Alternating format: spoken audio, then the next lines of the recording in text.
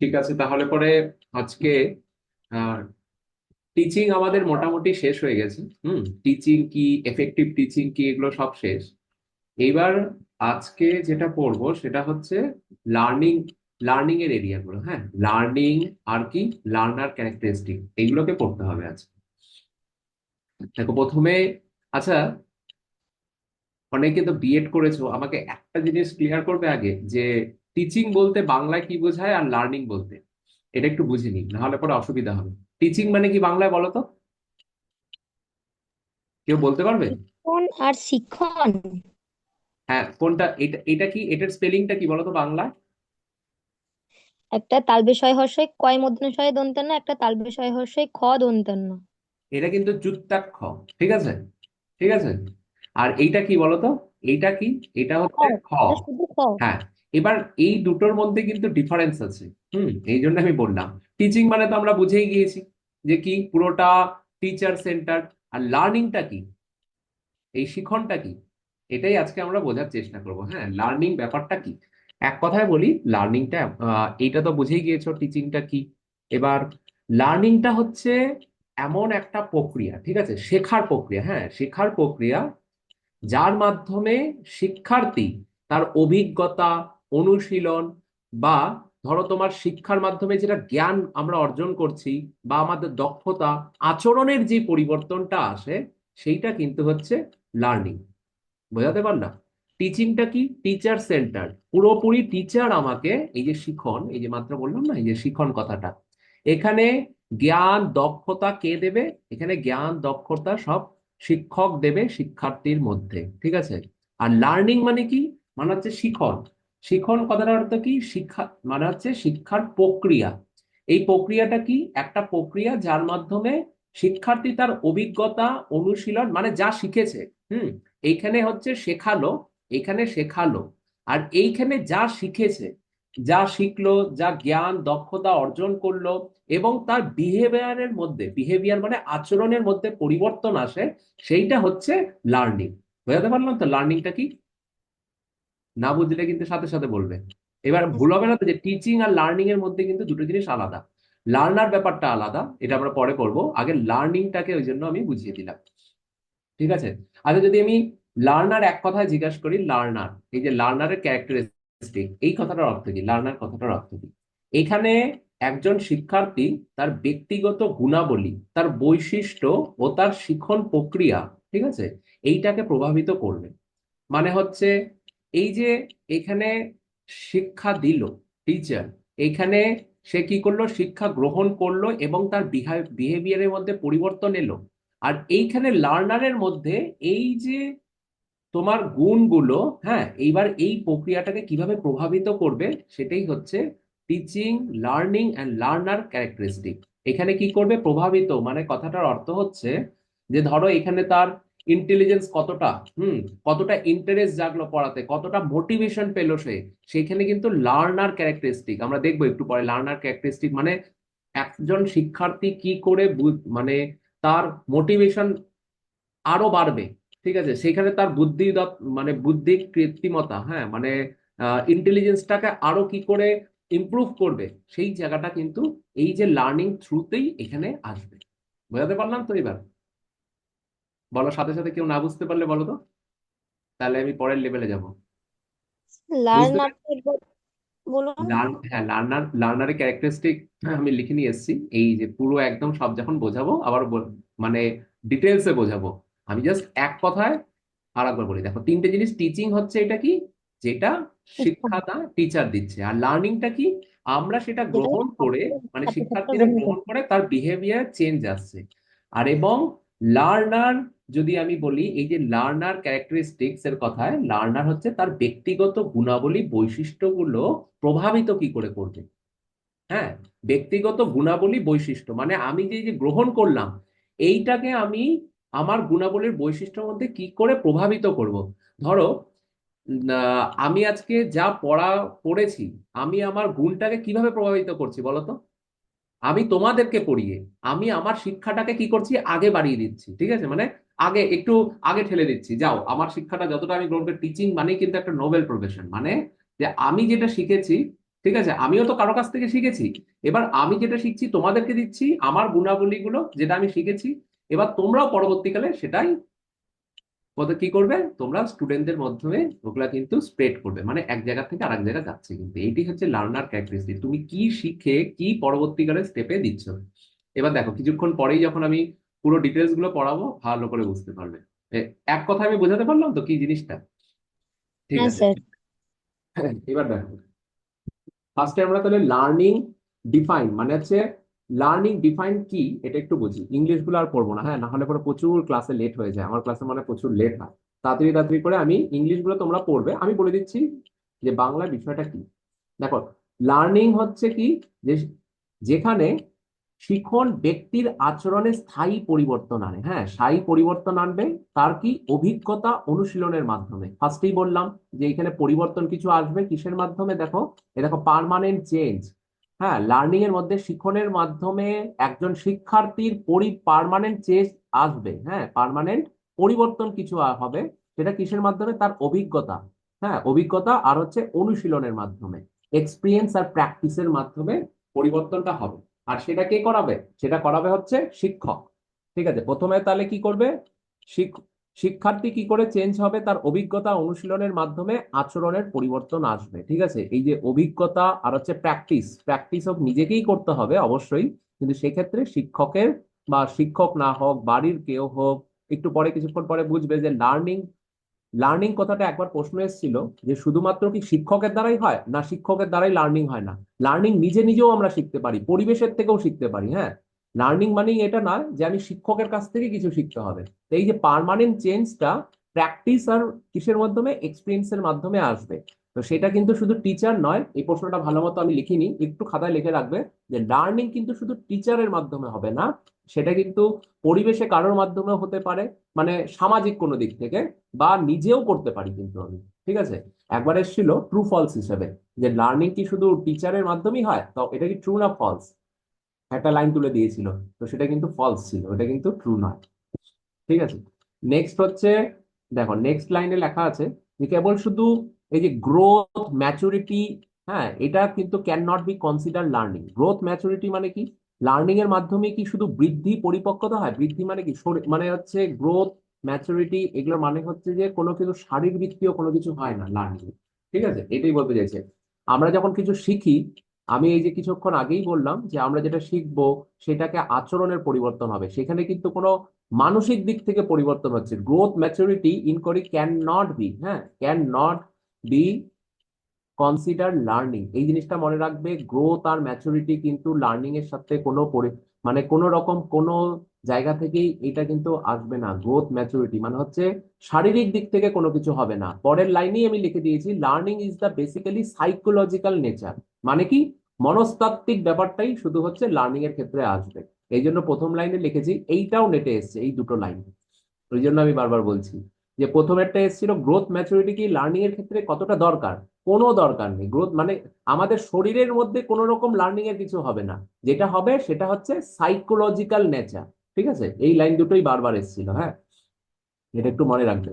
তাহলে কি শারীরিক দিক থেকে নয়, মনস্তাত্ত্বিক প্রক্রিয়া, এইটা কিন্তু মনে রাখা কিন্তু উচিত, মানে কিন্তু এটা কিন্তু ভালো করে মাথায় লিখে নিও, মাথায় রেখে দিও এবং সাইডে একটু বাংলায় রেখে রাখবে। আর একটা জিনিস বলি, আহ এই যে teaching is the task, learning is the achievement, মানে শিক্ষাদান এটা একটা কিন্তু শুধু কাজ, আর শিক্ষা হচ্ছে একটা হচ্ছে অর্জন, এটা তোমাকে অর্জন করতে হবে। শিক্ষা এটা কি একটা টাস্ক, টিচারের টাস্ক, আর লার্নিং কি, এটা একটা অ্যাচিভমেন্ট, এটা হচ্ছে অর্জন করা। এটাও কিন্তু নেটে একবার এসছে প্রশ্নটা, যে টিচিং ঘুরিয়ে দিয়েছিল, হ্যাঁ, টিচিংটা অ্যাচিভমেন্ট, লার্নিংটাকে টাস্ক দিয়ে দিয়েছিল। পরে মনে হচ্ছিল যেন কি বিষয়টা, কিছুই না, টিচিংটা টাস্ক, লার্নিংটা অ্যাচিভমেন্ট, এটা মাথায় রাখবে। লার্নিং হচ্ছে সাইকোলজিক্যাল, কোনো রকম শারীরবৃত্তীয় কোনো কিছু হবে না। এবার নেক্সট লাইনে আছে এই যে শিখন, শিখনের মাধ্যমে new skill knowledge attitude value, হ্যাঁ, শিখনের মাধ্যমে দেখতে পাবো নতুন, মানে শিক্ষার্থীর মধ্যে নতুন দক্ষতা, জ্ঞান, মনোভাব, মূল্যবোধ অর্জন করা হয়। ঠিক আছে, একটা নিউ স্কিল ডেভেলপ হবে, একটা অ্যাটিটিউড, হ্যাঁ, মনোভাব, জ্ঞান, তারপরে কি মূল্যবোধ, ভ্যালু, এগুলো কিন্তু একটা টিচিং এর মাধ্যমে যে লার্নিং হচ্ছে, শিক্ষার্থীর লার্নিং, সেখানে কিন্তু এগুলা কিন্তু পরিস্ফুট হবে। ঠিক আছে, পরিস্ফুটিত হবে। কি হবে? নিউ স্কিল, নলেজ, অ্যাটিটিউড আর ভ্যালু। শিক্ষা, আবার বলছি, শিক্ষণের মাধ্যমে শিক্ষার্থীর মধ্যে নতুন দক্ষতা, জ্ঞান, মনোভাব এবং মূল্যবোধ অর্জন হবে। নেক্সট হচ্ছে শিখন, মানে permanent change capacity and performance, মানে হচ্ছে শিখন কোনো একটা সময়ের মধ্যে, না, এটা হ্যাঁ, learning is the permanent change capacity performance.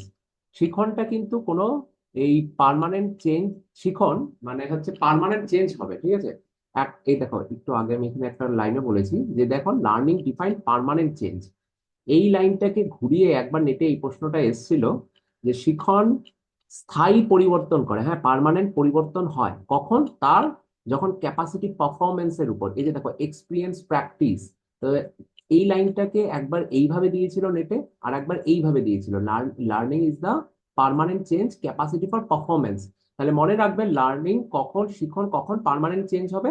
যখন সে এক্সপিরিয়েন্স করবে, প্র্যাকটিস করবে বারবার, এবং ক্যাপাসিটি অফ পারফরমেন্সের মধ্যে যখন কিছুটা পরিবর্তন হবে, তখন এইটা কিন্তু পার্মানেন্ট চেঞ্জ হয়ে যাবে লার্নিং এর মধ্যে। লার্নিং মানে হচ্ছে শিখন, শিখনের মধ্যে পার্মানেন্ট চেঞ্জ, বিহেভিয়ারের মধ্যে কিছু চেঞ্জ এখানে কিন্তু আসবে, যখন পারফরমেন্স, এক্সপিরিয়েন্স এবং প্র্যাকটিসের মধ্যে কিছুটা চেঞ্জেস দেখা যাবে, তখন এই লার্নিং, শিখনের ক্ষেত্রে এটা পার্মানেন্ট পরিবর্তন হবে।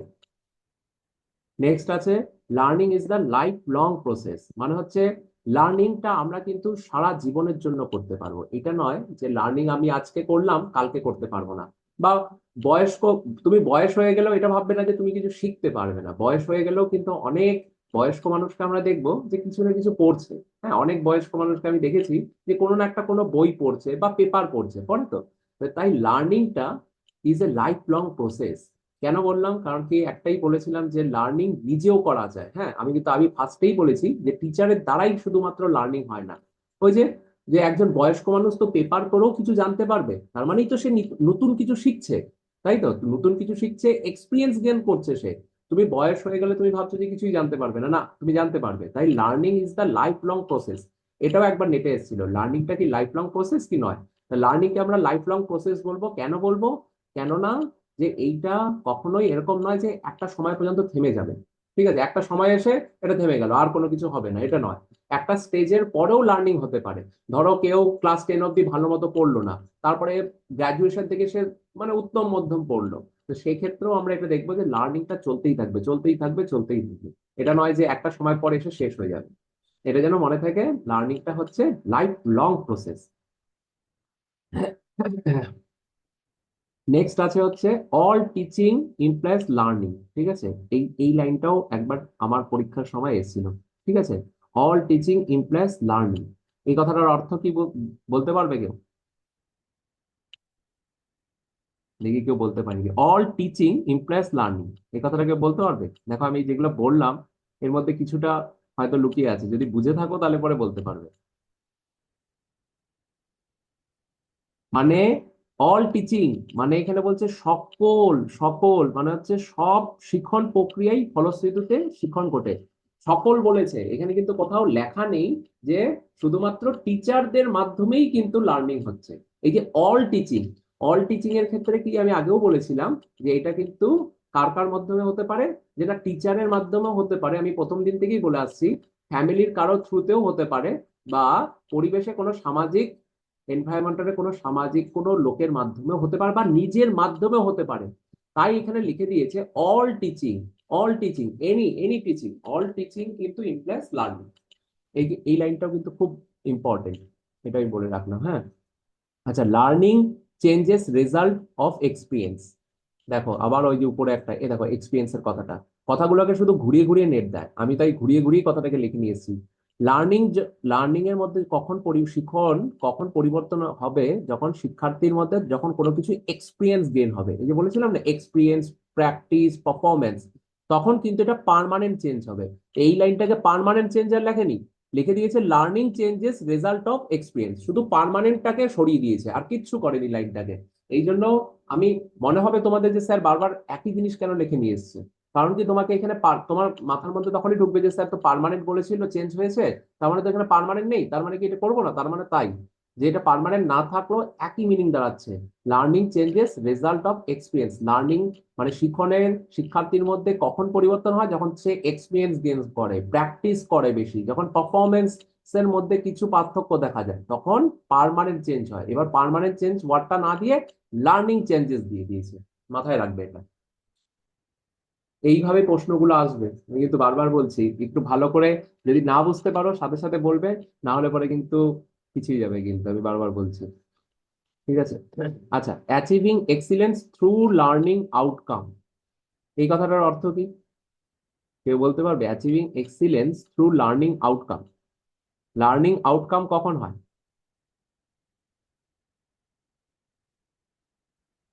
বলতে পারবে লার্নিং এর আউটকাম কখন হয়? এই দেখো, লার্নিং এর আউটকাম কথাটার অর্থ কি? মানে এই মাত্র বললাম, আমি কথাগুলোকে খালি ঘুরিয়ে ঘুরিয়ে লিখে নিয়ে এসেছি, কেউ বলছে না ক্লাসে। লার্নিং এর আউটকাম কথাটার অর্থ হচ্ছে যে যখন আমরা শিখছি সেটার আউটকাম, যখন, যখন কি হবে, আউটকাম কথাটার অর্থ কি? কেউ, মানে অন্য কাউকে বোঝাবো, মানে না শুধু বোঝানোর বোঝাবো ক্ষেত্রে। না, এই জন্য আমি জানতে চাইছি, আউটকাম আমি অনেকবার বলেছি ক্লাসের মধ্যে। আউটকাম মানে আমার ফল, ফল বলিনি, ফল। তোমার ফলাফলটা কখন ভালো হবে, যখন তুমি অ্যাচিভিং এক্সিলেন্স থ্রু, ঠিক আছে, যখন তোমার মধ্যে কোনো এক্সিলেন্স ব্যাপারগুলো আসবে। এক্সিলেন্স মানে কি? এই যে বারবার বললাম, পারফরমেন্স, এক্সপিরিয়েন্স, প্র্যাকটিস বারবার করবে, তখনই তো লার্নিং আউটকাম হবে। যখন তুমি শিখতে পারবে, ঠিক আছে, সেটা যেইভাবেই হোক, শেখাটা কিন্তু যেইভাবেই হোক, এই যে অল টিচিং বলে দিয়েছি, শেখাটা যেভাবেই হোক তবেই লার্নিং আউটকাম হবে। অ্যাচিভিং এক্সিলেন্স যখন হবে তখনই লার্নিং এর আউটকাম আসবে। লার্নিং এর ফলাফল, ফলশ্রুতি কখন হবে? যখন অ্যাচিভিং এক্সিলেন্স, যখন তুমি আমরা অ্যাচিভ করব কোনো কিছু, সেটা এক্সপিরিয়েন্স হোক, প্র্যাকটিস হোক, পারফরমেন্স হোক। লাইনগুলোকে একটু ভালো করে খেয়াল করো। জিনিস, একটা লাইনকে কিভাবে তিন ভাবে দিয়েছে তুমি বুঝতে পারলে? এটা আমাকে একবার বলো তো কেউ। শুধু একজন বলবে না, বাকিরা বলো। দেখো আমি একটা লাইন প্রথমে একবার বলে দিয়েছি, কিন্তু ঘুরিয়ে ঘুরিয়ে কত রকম ভাবে এসছে।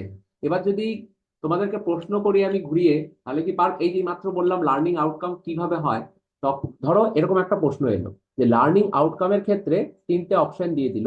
একটা হলো ধরো পারফরমেন্স দিয়ে দিল, এক্সিলেন্স দিয়ে দিল, এবং এই এই উপর থেকে ধরো প্র্যাকটিস আর এক্সপিরিয়েন্স দিয়ে দিল, তার মাঝে কিছু একটা ঢুকিয়ে দিল। তখন কিন্তু তোমাদেরকে বাঁচতে হবে যে স্যার বলেছিল এক্সপিরিয়েন্স, প্র্যাকটিস, পারফরমেন্স আর কি এক্সিলেন্সের কথা। এর মধ্যে থেকে একটা এমন একটা ওয়ার্ড ঢুকিয়ে দিবে ধরো, সেটা মনে হবে যে না এটা তো নয়, তখন ওটাকে বাদ দিয়ে বাকিগুলোকে কিন্তু তোমাদেরকে চুজ করতে হবে। যেমন ABCCDA থাকে না, সেইভাবেও কিন্তু এটা আসতে পারে। সেই জন্য বলছি যে এই যে একটা লাইনের মধ্যে কত রকম ভাবে কোশ্চেন আসতে পারে, এনটিএর থেকে আমরা কেউ ভালো জানি না। হ্যাঁ, এটা একটু বুঝিয়ে দিই। দেখো, নেক্সট কি হচ্ছে, এই যে টিচিং লার্নিং অ্যাপ্রোচ, এই যে এতক্ষণ লার্নিং এর কথা বললাম, টিচিং আর লার্নিং এর অ্যাপ্রোচের ক্ষেত্রে এটা নেটে প্রশ্নটা এসছে, সেই জন্য আমি বলে দিচ্ছি যে একটা স্টেপ আছে। প্রথমে স্টুডেন্টদেরকে এঙ্গেজ করতে হবে, আগ্রহ মানে আগ্রহ তৈরি করতে হবে। তারপরে এক্সপ্লোর মানে হচ্ছে তাদেরকে আহ একটা জায়গা ছেড়ে দিতে হবে, তাদের মধ্যে কোশ্চেন আনতে হবে, অনুসন্ধান করা তারা কি ভাবছে। তারা স্যার এটা পড়ালো, প্রথমে তো আগ্রহ তৈরি করে দিল, হ্যাঁ আগ্রহ তৈরি হলো মনের মধ্যে, আমাদেরকে নেট পাস করতে হবে। এবার নিজেই যেন কিছু, তোমরা যেন নিজে সেটাকে রিসার্চ করো, হ্যাঁ এক্সপ্লোর করো, অনুসন্ধান করো, হ্যাঁ আমরা তাহলে এইভাবে পড়লে জিনিসটা এইভাবে আউটকাম আসতে পারে। তো প্রথমে এঙ্গেজ করতে হবে, তারপরে এক্সপ্লোর করতে হবে নিজেকে, তারপরে কি এক্সপ্লেন, কি এটা এক্সপ্লেন মানে হচ্ছে ব্যাখ্যা, তারপর হচ্ছে ব্যাখ্যা করতে হবে, নিজেকে ব্যাখ্যা করতে হবে, তারপরে এভ্যালুয়েট করতে হবে, এভ্যালুয়েট মানে হচ্ছে মূল্যায়ন করতে হবে, এবং শেষে, শেষে জ্ঞান ও দক্ষতার বিস্তার করতে হবে। জ্ঞান ও দক্ষতার বিস্তার মানে কি? ওই যে আমি একটু আগে বলেছিলাম যে লার্নিংটাকে বাড়ানো, এই যে লার্নিং ক্যারেক্টারিস্টিক বললাম না, এটাকে একটু বাড়িয়ে দিতে হবে। যখন তুমি মূল্যায়ন করে নিলে, যখন তুমি মূল্যায়ন করে নিলে, এবার এটাকে এক্সটেন্ড করো, এটাকে বাড়াও। ঠিক আছে, এই লাইনটাকে পুরো মুখস্থ করবে। এক্স, প্রথমে এঙ্গেজ করতে হবে, এক্সটেন্ড, এটা মনে রাখো, প্রথমে এঙ্গেজ হতে হবে, তা এবং সর্বশেষে হচ্ছে, সর্বশেষে কি করতে হবে, এক্সটেন্ড করতে হবে, সেটাকে বাড়াতে হবে। তার আগে হবে কিন্তু মূল্যায়ন, মূল্যায়নের পরে সেটাকে এবার তুমি বাড়াতে পারবে। এবার নেক্সট হচ্ছে লার্নিং এর একটা হায়ারার্কি আছে। হ্যাঁ, প্রথমে কি করতে হবে দেখো, লার্নিং এর হায়ারার্কিতে প্রথমে সাইন লার্নিং। সাইন লার্নিং এর মানে কি? প্রথমে সংকেত দিয়ে শেখাতে হবে। লার্নিং মানে হচ্ছে শেখা, তো সেখানে শিখবো কি করে? প্রথমে সংকেতের মাধ্যমে, সাইন লার্নিং। তারপরে কি? ডিসক্রিমিনেশন লার্নিং, মানে কি? একটা পার্থক্যের মাধ্যমে আমরা শিখবো। তারপরে কি? Concept learning. কনসেপ্ট লার্নিং মানে কি? কোন একটা ধারণা। প্রথমে কি তাহলে? সাইন, সংকেতের মাধ্যমে।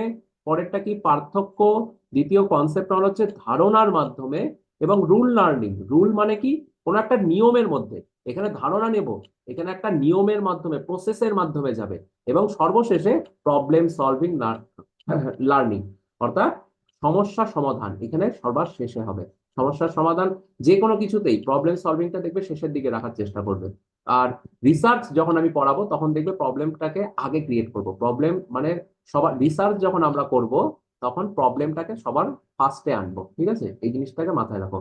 আজকে বলে রাখলাম, যখন রিসার্চের ক্লাস নেব তখন আমি জিজ্ঞেস করবো রিসার্চের ক্ষেত্রে প্রবলেমটাকে আগে আনি। যেহেতু এটা বলেছে লার্নিং এর হায়ারার্কি, সেহেতু প্রবলেম সলভিংটাকে আমরা শেষে রাখবো। প্রথমে তো শিখবে, লার্নিং মানে তো শিখবে, লাস্টে প্রবলেমটাকে সলভ করবে। তো প্রথমে সাইন লার্নিং, তারপরে ডিসক্রিমিনেশন, তারপর হচ্ছে কনসেপ্ট, তারপর হচ্ছে রুল।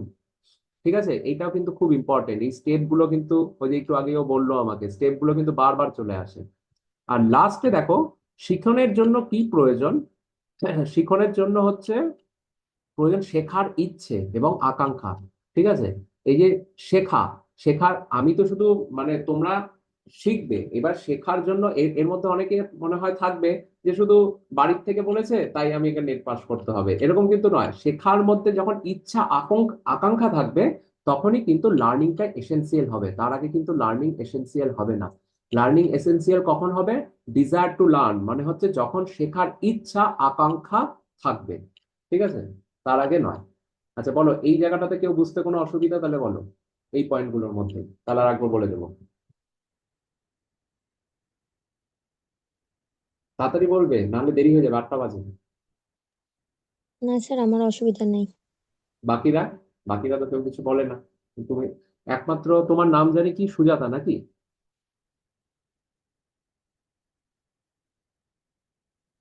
হ্যাঁ স্যার, বাকিদের কোনো, সুজাতা প্রধান। হ্যাঁ ওই তুমি তুমি তো বুঝতে পারছো। বাকিরা, বাকিরা কোনো রেসপন্স করছে না হ্যাঁ স্যার, মানে। বুঝেছি।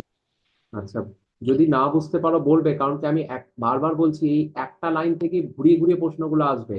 লার্নিং মানে হচ্ছে, আমি লাস্ট আর একবার বলে দিচ্ছি, শেখা। এই শেখার মধ্যে এক্সপিরিয়েন্স, প্র্যাকটিস, এক্সপিরিয়েন্স, প্র্যাকটিস, হ্যাঁ, আর একবার বলে দিই, আর কি পারফরমেন্স, আর হচ্ছে এক্সিলেন্স যখন হবে, তখন লার্নিং এর মধ্যে কোনো পার্মানেন্ট চেঞ্জ হবে।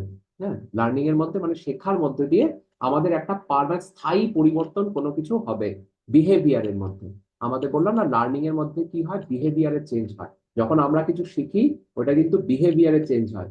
একটা জিনিস মনে রাখবে, যখন স্যার শেখাচ্ছে তার মধ্যে মধ্যে দিয়ে আমার বিহেভিয়ারের পরিবর্তন হবে। এই বিহেভিয়ারের পরিবর্তনের কি নোট এগুলো? Experience, practice, performance, excellence. ব্যাস, এটাই মনে রাখো, তাহলে পরেই হবে। আর যেটা বললাম, লার্নিং কিন্তু শুধু কার মধ্যে হয় না, শুধু টিচারের মধ্যে নয়। তুমি লার্নিং যখন যেভাবে ইচ্ছা শিখতে পারো, এবং সেটা কিন্তু লাইফ লং প্রসেস। ব্যাস, এটুকু মনে রাখো কিন্তু।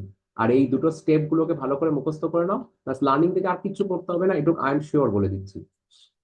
দেখো, লার্নিং এর প্রসেস এবার, মেইন স্টেপ কিছু, এটা এই দুটো কিন্তু লার্নিং এর কিন্তু স্টেপ নয়। হ্যাঁ, আবারও বলছি, টিচিং লার্নিং এর অ্যাপ্রোচ কি করে করবে, এবং লার্নিং এর হায়ারার্কি, প্রথম থেকে কিভাবে আমরা শিখবো।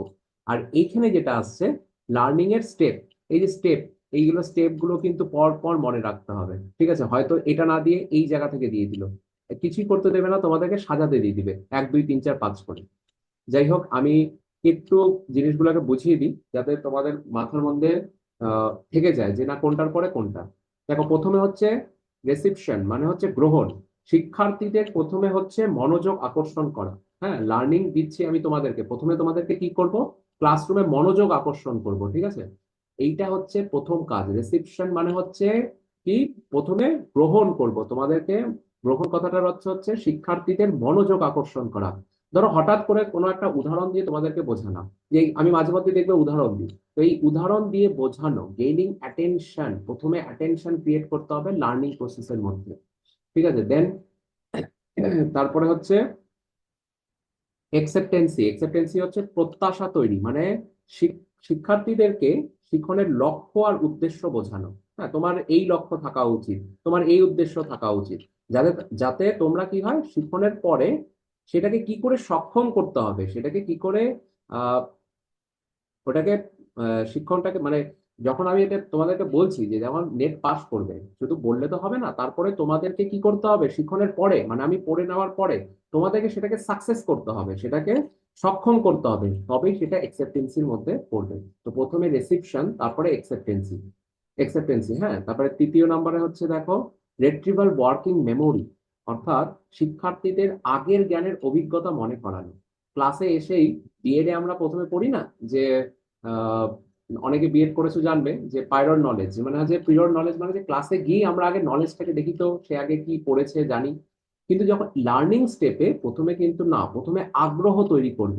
ঠিক আছে, আমি কিন্তু এখানে বিএড এর ক্ষেত্রে বলছি না, মাথায় যেন এটা ভালো মতো ঢুকে যায় যে বিএড এর ক্ষেত্রে এই যে এই কথাটা সবার আগে আসবে। কিন্তু আমি যেহেতু বিএড এর পার্সপেক্টিভে পড়াচ্ছি না, সেই জন্য আমি এটাও বুঝিয়ে দিচ্ছি লার্নিং প্রসেসে প্রথমে আমাকে কি করতে হবে, প্রথমে মনোযোগ আকর্ষণ তৈরি করতে হবে, তারপরে প্রত্যাশা জাগাতে হবে যে না তোমরা পারবে নেট পাস করতে, তারপরে গিয়ে আমরা এবার দেখি তো তোমরা কি জানো একটু, সেইটাকে রেট্রিভাল ওয়ার্কিং মেমোরি হিসাবে দেখতে হবে। ঠিক আছে, এই জিনিসটা মনে থাকবে তো, বিএড এর সঙ্গে গুলিয়ে ফেলবে না। নেক্সট হচ্ছে সেলেক্টিভ। হ্যাঁ, এই যে সেলেক্টিভ হচ্ছে পারসেপশন, মানে হচ্ছে নির্বাচিত কিছু উপলব্ধি, অর্থাৎ শিক্ষার্থীর সামনে স্পষ্ট বিষয়বস্তু এবং ভিন্ন বৈশিষ্ট্য সমূহ, মানে আমি যে ধরো আজকে একটা কিছু পড়াচ্ছি তোমাদেরকে, স্পষ্ট বিষয়বস্তু আমার কাছে থাকতে হবে এবং তোমাদের সামনে সেটাকে তুলে ধরতে হবে। আমি প্রত্যেকদিন এক একটা টপিক নিয়ে আসছি, এইটা একটা স্পষ্ট ক্লিয়ারেন্স থাকতে হবে। আজকে আমি কি পড়াবো বললাম, যেটা লার্নিং অ্যান্ড লার্নার ক্যারেক্টারিস্টিক পড়াবো, এইটা সম্পর্কে একটা সঠিক বিষয়বস্তু তোমাদের সামনে তুলে ধরতে হবে। ঠিক আছে, এই জন্য বলেছে সিলেক্টিভ পারসেপশন। আমি এক জেনে নিলাম তোমাদের নলেজটা, নলেজ জানার পর আমি কি করব, যে এবার দেখবো যে ঠিক আছে ডিসপ্লে কন্টেন্ট করব, মানে কন্টেন্ট মানে হচ্ছে আমি যে আজকে কি পড়াবো সেটা তোমাদেরকে আগে হাইলাইট করে দেবো, যে তোমাদের মধ্যে একটা বিষয়বস্তু ধারণা দিয়ে দিব আজকে আমি এই বিষয়টা পড়াবো, এই বিষয়টা নিয়ে আমরা যেন আলোচনা করব এবং তোমাদের যেন বুঝতে কোনো অসুবিধা না হয়। এই সিলেক্টিভ পারসেপশন তারপরেই কিন্তু থাকতে হবে। এই কথাগুলো মুখস্থ করবে, বারবার বলছি, ভেতরের এগুলো জানার দরকার নাই, তাও আমি বুঝিয়ে বুঝিয়ে দিচ্ছি এক একটা মিনিং গুলো কি। কিন্তু মানে দয়া করে এগুলা কিন্তু স্টেপ গুলো মনে রাখবে। আমার সঙ্গে একটু আগে ওই যে সুজাতার কথা হলো সেই জন্য আমি বললাম। দেখো, এবার নেক্সট হচ্ছে সিমেন্টিক এনকোডিং, অর্থাৎ হচ্ছে অর্থবোধ। সিমেন্টিক হচ্ছে অর্থবোধ, এনকোডিং মানে হচ্ছে লার্নিং গাইডেন্স। হ্যাঁ, অর্থাৎ যে আমি কি করে তোমাদেরকে গাইড করব। এই যে এতক্ষণ কি হলো, প্রথমে তোমাদের নলেজটা জেনে নিলাম, এগুলো বলে দিয়েছি আর বলছি না, প্রথমে আবারও বলছি, প্রথমে হচ্ছে মনোযোগ আকর্ষণ, দ্বিতীয় হচ্ছে প্রত্যাশা তৈরি করা যে তোমরা এরপরে নেট পাস করে কি করবে, তারপরে একটু তোমাদের পূর্ণ অভিজ্ঞতাটাকে আমি একটু জেনে নিলাম, তারপরে কিছুটা বিষয়বস্তু তোমাদের সামনে তুলে ধরলাম।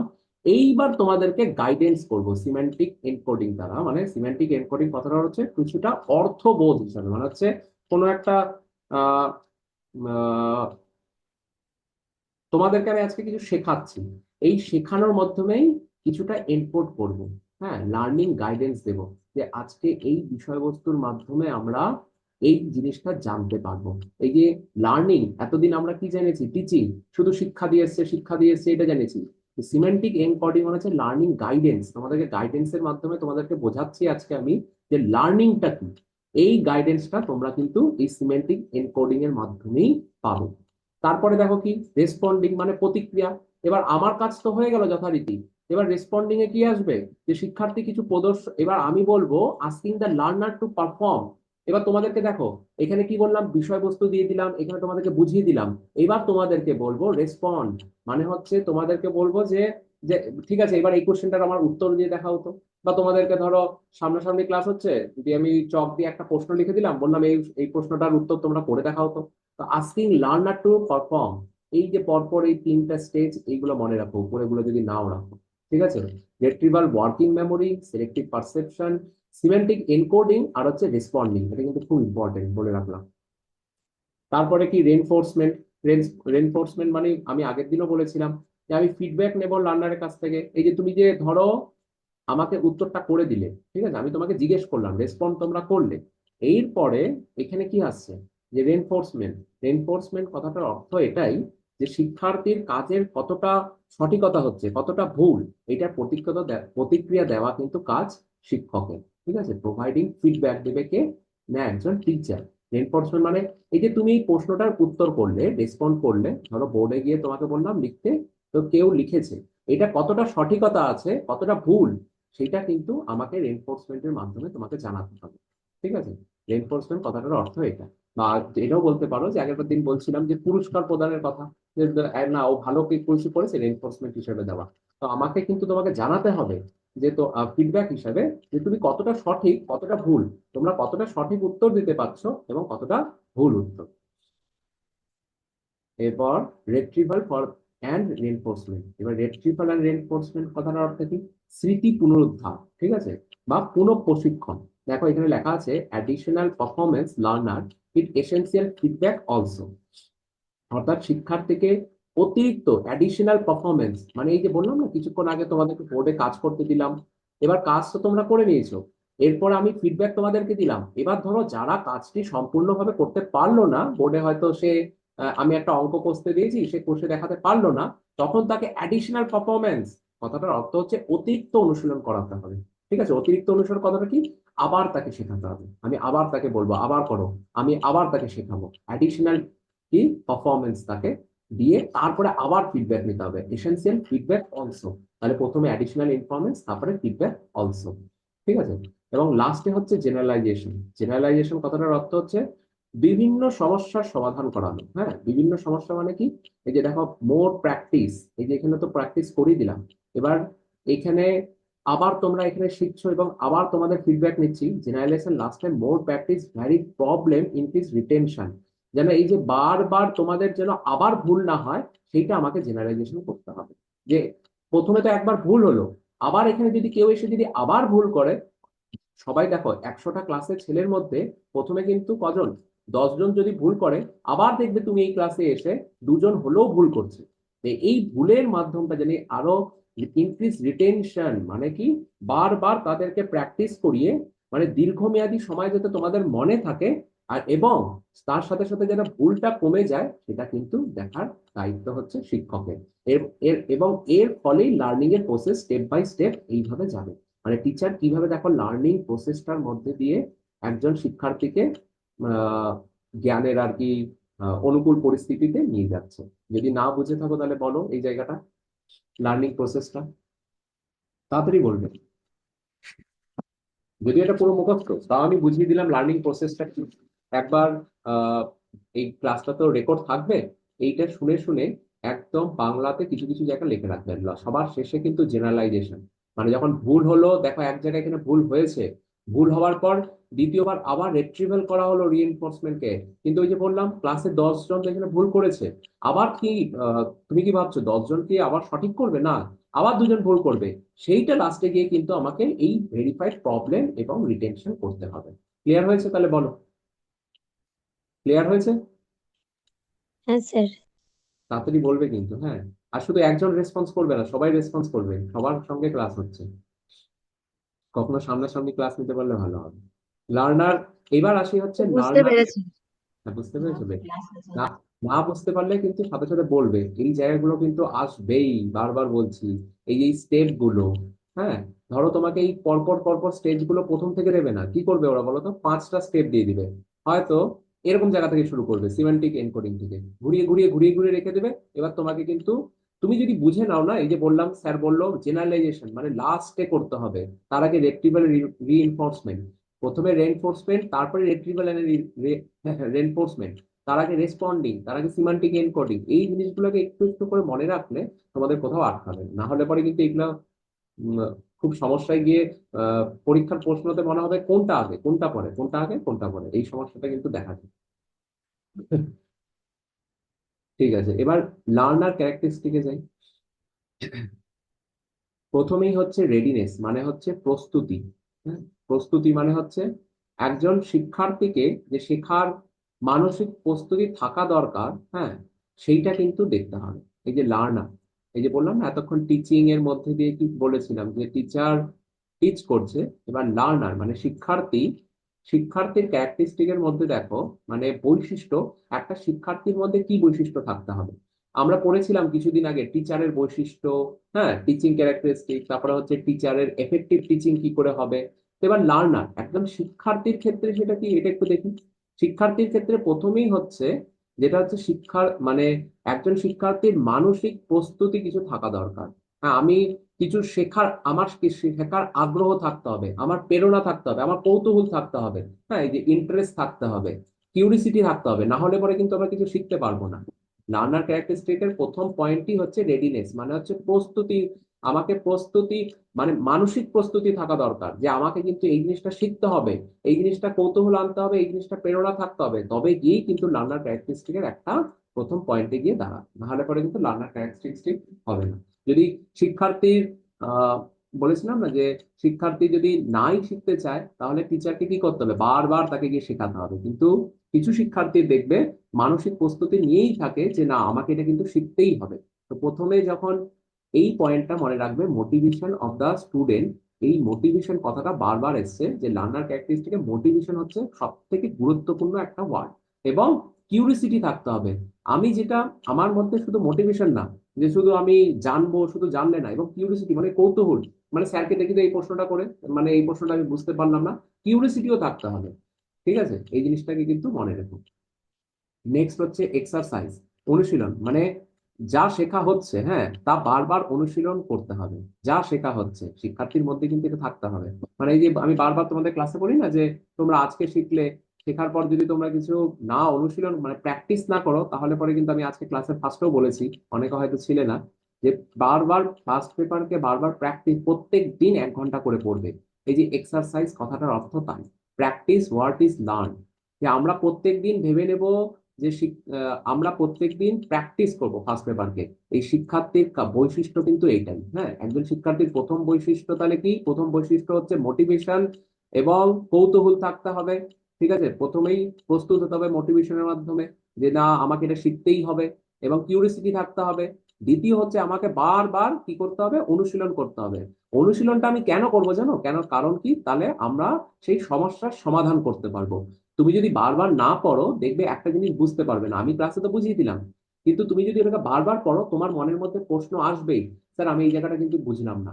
যখন তুমি ওই প্রশ্নটা আবার আমাকে করবে তখন তোমার কি হলো, সমস্যার সমাধান হয়ে গেল। তাহলে এটা কি হলো, প্রবলেম সলভিং। দেখো এই যে এখানে একটু পরে আমি বলবো প্রবলেম সলভিং এর কথা। যদি এক্সারসাইজ না করো প্রবলেম সলভিং কিন্তু হবে না। তুমি একদিন পরে ওটাকে কোনোদিনই করতে পারবে না। দুবার তিনবার পড়ো জিনিসটাকে, তখন মনে হবে হ্যাঁ ঠিক এই জায়গাটা তো আমি বুঝিনি, তখন তুমি আবার আমাকে জিজ্ঞেস করবে। যখনই আমাকে জিজ্ঞেস করবে তখন তোমার এটা কি হয়ে গেল, প্রবলেম সলভিং হয়ে গেল। ঠিক আছে, ঠিক আছে, বেশ। নেক্সট হচ্ছে এফেক্ট, এর প্রভাবটা কি পড়বে। প্রভাবটা এটাই হবে যে ধরো তোমরা যে কাজ করতে বেশি আগ্রহী হও, হ্যাঁ, কিন্তু সেই আগ্রহীর সঙ্গে সঙ্গে তোমাদের মনের মধ্যে তো ভয়ও থাকে যে না আমরা কি নেট পাস করতে পারবো।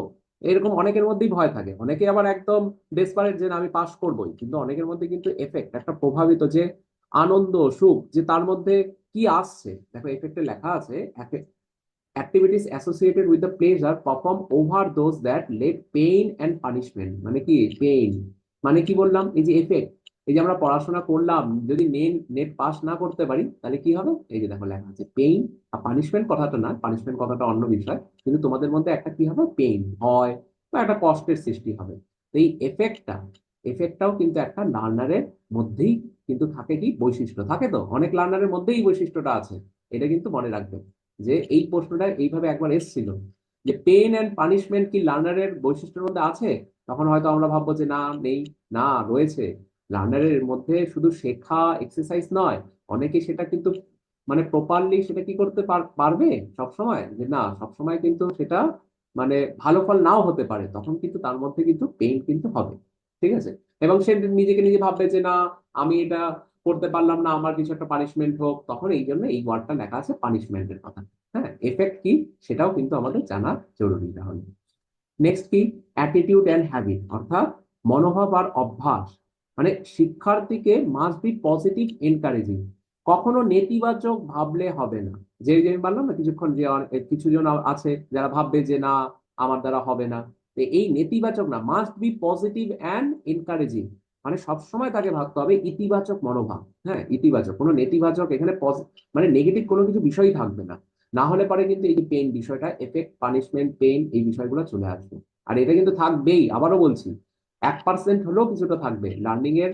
লার্নার ক্যারেক্টারিস্টিকে এটা কিন্তু এই জায়গাটা, পোর্শনটা মনে রাখবে। এগুলো তোমরা পারবে, কিন্তু এই পোর্শনটা কিন্তু মনে রেখো যে এই যে এফেক্টের ফলে কি হতে পারে। হ্যাঁ, আর কিছুই না, এই জায়গাটা মনে রাখলেই হয়ে যাবে। তাহলে পরে এটা কি, মাস্ট বি পজিটিভ এনকারেজিং। তাহলে আমরা ইতিবাচক থাকবো, নেতিবাচক কোনোভাবেই থাকবো না। মানে আমি তোমাদের ক্ষেত্রে বলছি, শিক্ষার্থীদের। এবং অ্যাবসেন্স, অ্যাঙ্গার অ্যান্ড জেলাসি। এই যে অ্যাবসেন্স, অ্যাঙ্গার আর জেলাসি কথাটার অর্থ কি, রাগ, হিংসা, অনুপস্থিতি। হ্যাঁ, এটার মধ্যে অ্যাবসেন্স হবে মানে হচ্ছে অনুপস্থিতি থাকবে, মানে সেটা রাগ, ঈর্ষা, হিংসা এগুলো যদি থাকে, তাহলে তুমি জানো কি হয়, তাহলে কিন্তু পড়াশোনার অনেক সময় অনেক মনোযোগ কমে যায়। আমি কারোর প্রতি রাগ করে যাচ্ছি, কারোর প্রতি হিংসা করে যাচ্ছি, তুমি দেখবে নিজের পড়াতেই তাতে নষ্ট হচ্ছে। ফলে কি হয়, শেখার যে ক্ষমতাটা, সেই ক্ষমতাটা কিন্তু অনেক সময় ওটা উইক হয়ে যায়, মানে দুর্বল হয়ে যায়। সেই জন্য বলেছে দ্য উইকেন লার্নিং অ্যাবিলিটিস, যদি তুমি অ্যাঙ্গার, জেলাস নিজেদের মধ্যে রাখো। তাই বলেছে এটা কিন্তু অ্যাবসেন্স থাকতে হবে, মানে কি, অনুপস্থিতি থাকতে হবে। অ্যাঙ্গার আর জেলেক্স কিন্তু লার্নারের মধ্যে থাকলে চলবে না। এটাও অনেকের মধ্যেই আছে, যে দেখবে যে ক্লাসে কোনো একজন স্টুডেন্ট ভালো মানে ফল প্রকাশ করেছে, এর ফলে কি হয়, অন্য স্টুডেন্টের দেখা দেখি রাগ হচ্ছে, জেলেস হচ্ছে। বাবা, রাগ জেলেস হয়ে তো কিছু নেই, তুমি এটাকে চেষ্টা করো পরের বছর আমি কি করে ওই জায়গাটাতে ইমপ্রুভ করতে পারবো এবং সেই জায়গায় যেতে পারবো। তাই বলেছে absence of anger and jealousy, যদি অ্যাবসেন্স হয় তবেই তোমার কিন্তু গ্রোথ হবে। না হলে পরে কিন্তু তুমি কিন্তু সমস্যায় পড়বে, কি, শেখার ক্ষমতা তোমার দুর্বল হবে। The weaken learning abilities, the weaken learning abilities কথাটার অর্থ এটাই, যে শেখার ক্ষমতা তোমার কিন্তু দুর্বল হয়ে যাবে। তুমি তো সেই বিষয় নিয়ে ভাবতে থাকবে। তার থেকে আমরা কি করি, আমরা মোটিভেট হই আর আমরা নিজেদের জিনিসগুলোকে আরো ভালো করে স্যারদের কাছে বোঝার চেষ্টা করি। এটা হচ্ছে একটা শিক্ষার্থীর বৈশিষ্ট্য, কি সেগুলো কিছু বললাম। আর অনেক কিছু আছে, এবার বলছি। এ দেখো, একটা জিনিস আমি এটাকে স্টার মার্ক করে নিয়েছি, এই কোশ্চেনটা আসে মাঝে মধ্যে, যে গুড লার্নার ক্যারেক্টারিস্টিক, মানে শিক্ষার্থীদের ভালো বৈশিষ্ট্য কি, কখন সেটাকে আমরা ভালো বৈশিষ্ট্য বলতে পারবো বলো? তিনটে পয়েন্ট আমি বলছি, দুটো পয়েন্ট তোমরা বলবে। প্রথমে হচ্ছে ধীরে ধীরে ধারাবাহিকভাবে শেখা, একটা গুড লার্নারের ক্যারেক্টারিস্টিক বৈশিষ্ট্যের মধ্যে পড়ে। হ্যাঁ, এই যে কন্টিনিউয়াস, গ্র্যাজুয়ালি, হ্যাঁ, constantly look something, learn new, মানে হচ্ছে ধীরে ধীরে কিছুটাকে ধারাবাহিকভাবে শেখা, কন্টিনিউয়াস এবং হচ্ছে গ্র্যাজুয়ালি, মানে ধীরে ধীরে ধারাবাহিকভাবে শেখা। এবং সব সময় নতুন কিছু শেখা, সামথিং লার্ন নিউ, সব সময় নতুন কিছু শেখা। কখন গুড লার্নার বলবো তাহলে পরে, যখন সে ধারাবাহিকভাবে কিছু শিখছে, যখন সে নতুন কিছু শিখছে, এবং নতুন কিছু শেখার পর, ওই যে কিছুক্ষণ আগে বলেছিলাম প্রবলেম সলভিং এক্সারসাইজের পর, যখন সে প্রবলেম সলভিং মনোভাব রাখছে, যে না, আমার এটাতে আর কোনো রকম কোনো প্রবলেম নেই, কোনো রকম কোনোভাবেই কোনো প্রবলেম নেই, ঠিক আছে। আর কি, নো নেগেটিভ ইমোশন, ঠিক আছে, এবং দেয়ার ইজ কিউরিসিটি, মানে হচ্ছে কৌতূহল থাকতে হবে। আর নেগেটিভ, আগেই বলেছিলাম যে কোনো রকম নেগেটিভ ভাবনা চিন্তা রাখলে হবে না। এবার একটা তোমরা কিছু দেখি বলতে পারো নাকি, আর কি থাকবে গুড লার্নার ক্যারেক্টারিস্টিক এর মধ্যে? এই কোশ্চেনটা আসে কিন্তু, হ্যাঁ, কেউ বলতে পারবে আর একটা, এই যে পড়ালাম, দেখিয়ে নিয়েছি যদিও, সরিয়ে দিচ্ছি। বলো একটা, আমি কি, অনুশীলন কর- হ্যাঁ বলো। অনুশীলন করতে হবে। অনুশীলন করতে হবে, এই যে বলে দিয়েছি তো আমি, প্র্যাকটিস। ধারাবাহিক ভাবে পড়তে হবে, ধারাবাহিক, কন্টিনিউয়াস অ্যান্ড গ্র্যাজুয়াল। কথাগুলোকে আমি বাংলা বলি তো, এই কথাগুলোকে এইভাবে দিল, ওই জন্য আমি লিখে দিয়েছি কন্টিনিউয়াস এবং গ্র্যাজুয়াল। কথাটার অর্থ হচ্ছে শিক্ষার্থীকে ধারাবাহিকভাবে পড়তে হবে এবং কি করতে হবে, লার্ন নিউ, নিউ থিং কিছু জানতে হবে, প্রবলেম সলভিং করতে হবে অনুশীলনের মাধ্যমে, নেগেটিভ ইমোশন কোনো কিছু থাকলে চলবে না, এবং কিউরিয়াসিটি, কৌতূহল থাকতে হবে। আর একটা কি, কিছুক্ষণ আগে পড়িয়েছি, দেখি কে বলতে পারে, ওই জন্য আমি ঢেকে দিয়েছি এটা। বলো বলো তাড়াতাড়ি বলো। এই তো মাত্র পড়ালাম তো। মানসিক প্রস্তুতি। মানসিক প্রস্তুতি, মানসিক প্রস্তুতি তো ওই একই জায়গার মধ্যেই যাচ্ছে। ঠিক আছে, মানসিক প্রস্তুতি থাকা দরকার, হ্যাঁ আমি মানছি, গুড নয় এটা, এটা কিন্তু গুডের মধ্যে পড়বে না। এই যে মানসিক প্রস্তুতি তুমি এটা বললে, মানে মোটিভেশনের এতে মধ্যে, এইটা একজন গুড লার্নার ক্যারেক্টারিস্টিক্স না, এটা তো সবার মধ্যে হতে হবে। আমি কথাটা বুঝতে পারলাম, বোঝাতে পারছি? মানসিক প্রস্তুতিটা সবার মধ্যেই থাকবে, হ্যাঁ, কিন্তু গুড মানে কৌতূহলটা একটা গুড, একটা ভালো জিনিস, প্রবলেম সলভিংটা একটা ভালো, মানে একজন শিক্ষার্থীর মধ্যে। আর একটা, এই তো কিছুক্ষণ আগে এটা কি বললাম, অ্যাবসেন্স কি হতে হবে, এই কথাটা আমি ওর জন্য ইচ্ছা করে দিচ্ছি জেলাসি। না। হ্যাঁ, এইভাবে দিয়ে দিবে। এবার তোমাকে বুঝতে হবে কোনটা ভালো দিক, কথাটা আবার বুঝতে পারলে? আমি ইচ্ছা করে এই লাইনটা লিখিনি, যে আমি জানি লিখলে পরে দেখে দেখে বলে দেবে, আমি ইচ্ছা করে ওটাকে লিখিনি। এটাকে মনে রাখবে, এটা কিন্তু গুডের মধ্যে পড়ে। ভালো দিক কোনগুলো সব থেকে? আর তুমি যেটা বললে, যেটা মোটিভেশন, যেটা বললে না যে শেখার মানসিক প্রস্তুতি একটা থাকা, এটা তো সবার মধ্যে থাকবে। হ্যাঁ, এই জিনিসগুলো তুমি বলবে যে সবার মধ্যে স্যার, এগুলোও তো সবার মধ্যে আছে, কিন্তু এটা একটা ভালো দিক। হ্যাঁ, এই যে বললাম না, গুড লার্নার ক্যারেক্টারিস্টিক। সবসময় কি তুমি কি ভাবছো লার্নার ক্যারেক্টারিস্টিক প্রশ্ন আসবে? তো চালাক এনটি গুড লার্নার ক্যারেক্টারিস্টিক দিয়ে দিয়ে এই অপশন গুলো দিয়ে দিবে। ঠিক আছে, তখন তোমাকে কিন্তু এটাকে কিন্তু বাদ দিতে হবে। আমার কথাটা বোঝাতে পারলাম তো? আমি দেখো একটা জিনিসের মধ্যেই দুইভাবে বলে দিলাম তাহলে। ঠিক আচ্ছা আছে। স্যার। ঠিক আছে, নেক্সট দেখো। নেক্সট হচ্ছে on the basis of personal social attribute. এইবার দেখো শিক্ষার্থীকে আরো কি কি করতে হবে। On the basis of personal আর সোশ্যাল অ্যাট্রিবিউট মানে হচ্ছে শিক্ষার্থীর ব্যক্তিগত সামাজিক বৈশিষ্ট্য, হ্যাঁ, গুণাবলীকে শিক্ষায় সাহায্য দান করতে হবে। একটা হচ্ছে ব্যক্তিগত আর একটা হচ্ছে সামাজিক, এই প্রত্যেকটা জিনিস বুঝবো একবার করে। এই জিনিসগুলো অপশনে থাকবে, হ্যাঁ, দিয়ে দিবে। আহ লার্নিং ক্যারেক্টারিস্টিকের মধ্যে পার্সোনাল সোশ্যাল অ্যাট্রিবিউটের মাধ্যমে কোনটা নেই, ঠিক আছে, কোনটা নেই, এই ছটা মুখস্থ করে নেবে। আমি বলে দিচ্ছি এই ছটা জিনিস কি কি। তো প্রশ্নটা আরেকবার বলছি, লার্নিং ক্যারেক্টারিস্টিকের মধ্যে যখন শিক্ষার্থীর পার্সোনাল সোশ্যাল অ্যাট্রিবিউট হয় তখন কোনটা নেই, এইভাবে প্রশ্নটা থাকবে। একটা শিক্ষার্থীর ব্যক্তিগত, ঠিক আছে, দুটো জিনিসের মাধ্যমে আহ তার শিক্ষণের পদ্ধতিটা আরো বেড়ে যায়। দুটো জিনিস, একটা হচ্ছে পার্সোনাল ব্যক্তিগত, আর একটা হচ্ছে সামাজিক দিক থেকে। তো এর মধ্যে প্রথম কি আসে, দেখো, এজ অ্যান্ড ম্যাচুরিটি লেভেল। কথাটার অর্থ কি? যে শিক্ষার্থীর বয়স অনুযায়ী শেখার ক্ষমতা, চিন্তাধারার ভাবনা। ঠিক আছে, এখানে লার্নারকে দেখে আমাকে বুঝতে হবে যে লার্নার কিভাবে, যে মানে শিক্ষার্থী কিভাবে জিনিসটাকে অবজার্ভ করতে পারবে, জিনিসটাকে কতটা কিভাবে আহ গ্রহণ করতে পারছে। তো এইজ অ্যান্ড ম্যাচুরিটি লেভেল, এই যে বলেছে না পার্সোনাল এবং সোশ্যাল অ্যাট্রিবিউটের মধ্যে এই পয়েন্টটা আসবে, এজ অ্যান্ড ম্যাচুরিটি লেভেল।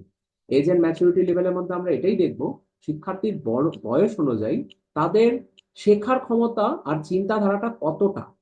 তাদের আমাকে কিন্তু এটা জিনিসটা কিন্তু ভাবতে হবে, মানে আমাকে বলতে টিচারকে ভাবতে হবে, হ্যাঁ, on the basis of the personal social attribute they help planning instructional objective may reveal physical characteristic. মানে এখানে পুরোটাই ফিজিক্যাল ভাবে হবে। Training on the instructional decision. প্রথমে আমরা দেখবো যেটা, সেটা হচ্ছে এজ অ্যান্ড ম্যাচুরিটি লেভেল।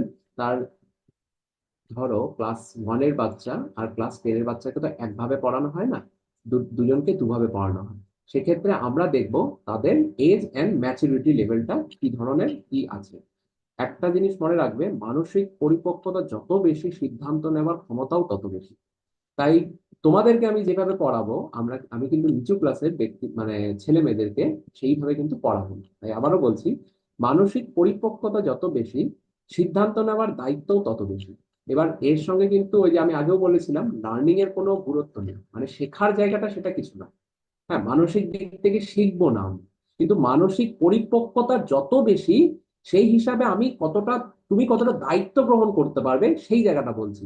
বা একজন টিচার তাকে দেখে, হ্যাঁ, তার গ্রোথ, তার মানসিক বুদ্ধি বিকাশ, মানে কখন আমি বুঝতে পারবো যে না ছেলেটা এখন কিন্তু বয়সেই, বয়স অনুযায়ী, মানে তাহলে তাহলে তো আমি তার শারীরিক দিকটাই দেখলাম না, যে তার এজ কিন্তু এতটা। তো সেই অনুযায়ী এখানে বলতে চেয়েছে এজ অ্যান্ড ম্যাচুরিটি লেভেল। হ্যাঁ, সেখানে টিচারকে দেখে সেটা কিন্তু বুঝে পড়াতে হবে। নেক্সট হচ্ছে motivation attitude toward the subject. এতক্ষণ আমরা কি পড়েছি, শিক্ষার্থীদের মধ্যে মোটিভেশন থাকতে হবে, এই থাকতে হবে, ওই থাকতে হবে। কিন্তু এবার এখানে বলতে চাইছে যে আগে টিচারকে দেখতে হবে সে কোন বিষয়ে সচ্ছল, মানে হচ্ছে কোন বিষয়ের প্রতি তার মনোভাব বেশি। হতেই পারে সে সায়েন্সের দিকে বেশি যেতে আগ্রহী, তখন কিন্তু আমাকে দেখতে হবে যে ও সায়েন্সের দিকে যেতে আগ্রহী, তাহলে আমাকে কিন্তু সেই বুঝে মোটিভেশনটা দিতে হবে। কথাটা আমার বুঝতে পারলে? তো তখন আমরা শুনেছি যে মোটিভেশন মানে লার্নিং এর লার্নারের ক্ষেত্রেই মোটিভেশন নিচ্ছি, যে না আমরা মোটিভেশন টিচারের কাছ থেকে পাচ্ছি, কিন্তু এইখানে অ্যাটিটিউড টুয়ার্ড দ্য সাবজেক্ট বলেছে। সাবজেক্ট কথাটার অর্থ এটাই বোঝাতে চাইছে যে আমি আগে দেখবো সে আর্টসে যেতে ইচ্ছুক নাকি সায়েন্সে যেতে ইচ্ছুক। তো সেই বুঝেই কিন্তু আমরা এই মোটিভেশন কিন্তু তাদের মধ্যে বেরোনা যাবে। নেক্সট হচ্ছে এক্সেপশন, মানে ভবিষ্যৎ, হ্যাঁ ঠিক আছে, ভবিষ্যৎ প্রত্যাশা, পেশাগত লক্ষ্য।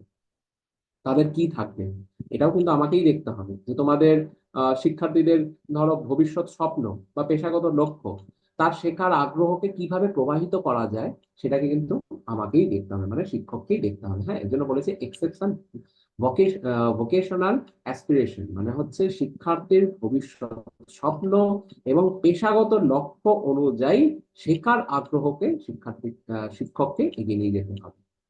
স্পেশাল ট্যালেন্ট, এবার স্পেশাল ট্যালেন্ট মানে এটাই যে বিশেষ প্রতিভা। কারোর মধ্যে ধরো আঁকার প্রতিভা বেশি, কারোর মধ্যে ধরো খেলাধুলার, আবার কেউ ধরো খুব ভালো গান গায়, তাহলে সেই বুঝে আমি কিন্তু তাকে বলবো ঠিক আছে বাবা তুই আর্টস নিয়ে, মানে আর্ট মানে হচ্ছে ওই আর্টস না, আর্ট সাবজেক্ট না, আর্ট নিয়ে পড়, 12-এর পর তুই আর্ট নিয়ে এবার গ্রাজুয়েশনটা কর। বা কেউ সঙ্গীত ভালো, ঠিক আছে তুই বাবা তুই তাহলে এক কাজ কর, তুই সঙ্গীত নিয়ে পড়াশোনা কর। এই স্পেশাল ট্যালেন্টকেও কিন্তু খুঁজে দেখতে হবে। ঠিক আছে, লার্নার ক্যারেক্টারিস্টিক মানে হচ্ছে একজন শিক্ষার্থীর মধ্যে এই বৈশিষ্ট্যগুলো আছে এবং সেগুলো খুঁজে বের করবো আমরাই। যখন এই খুঁজে বের করব, তখন তার পার্সোনাল এবং সোশ্যাল অ্যাট্রিবিউট অনেকটা আরো কি হবে বলেছিলাম, বৃদ্ধি পাবে। ঠিক আছে, তার আগে কিন্তু নয়। এই তোমাদের ছোটবেলা তো কেউ না কেউ বলে দিয়েছে যে দেখবে তুমি একা কখনোই একটা সাবজেক্টের দিকে তুমি গ্রহণ মানে চলে যাওনি, তোমাকে বলে দিয়েছে হ্যাঁ তুই তো সংস্কৃতে ভালো, তাহলে তুই সংস্কৃতটাই নিয়ে পড়। তো এই জায়গাগুলোকে আমি তুলে ধরার চেষ্টা করছি।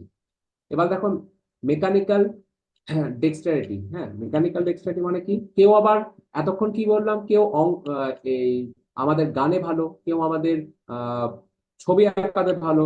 ঠিক আছে, কিন্তু এইখানে মেকানিক্যাল কথাটার অর্থ হচ্ছে কেউ কারিগরি শিক্ষায় ভালো, কেউ হয়তো বিজ্ঞান বিষয়কে দেখো হয় না ক্লাসে বিজ্ঞান ব্যবহারিক প্রশিক্ষণে আগ্রহী, সে ধরো সায়েন্স ল্যাবগুলোতে সে খুব ভালো আহ কাজগুলো করে। ওই যে কেমিক্যাল যে থাকে সায়েন্সের, তো তাদের কাজগুলো সে খুব ভালো করে করে। এবং সে আহ, কারিগরি শিক্ষাতে খুব ভালো, মানে হ্যান্ডস অন ট্রেনিং এ খুব ভালো। তখন সেটাও কিন্তু টিচারকে দেখতে হবে, এটাও কিন্তু একটা লার্নারের ক্যারেক্টারিস্টিক্স এর মধ্যেই পড়ছে। এবং সেটা কোন ক্যারেক্টারিস্টিক, পার্সোনাল এবং সোশ্যাল অ্যাক্টিভিটির মধ্যে এগুলো পড়ছে। লাস্ট হচ্ছে ability to work under various environmental condition. অর্থাৎ একজন শিক্ষার্থী এই যে পরিবেশের এনভায়রনমেন্টাল কন্ডিশন, কি পরিস্থিতিতে সে সবকিছু আর কি কাজগুলো করতে পারে, সেটাও কিন্তু দেখা কিন্তু টিচারের কর্তব্য। এবং সেটাও একটা লার্নার ক্যারেক্টারিস্টিক্স এর মধ্যেই পড়ছে, না মানে হচ্ছে শিক্ষার্থীর বৈশিষ্ট্যের মধ্যে।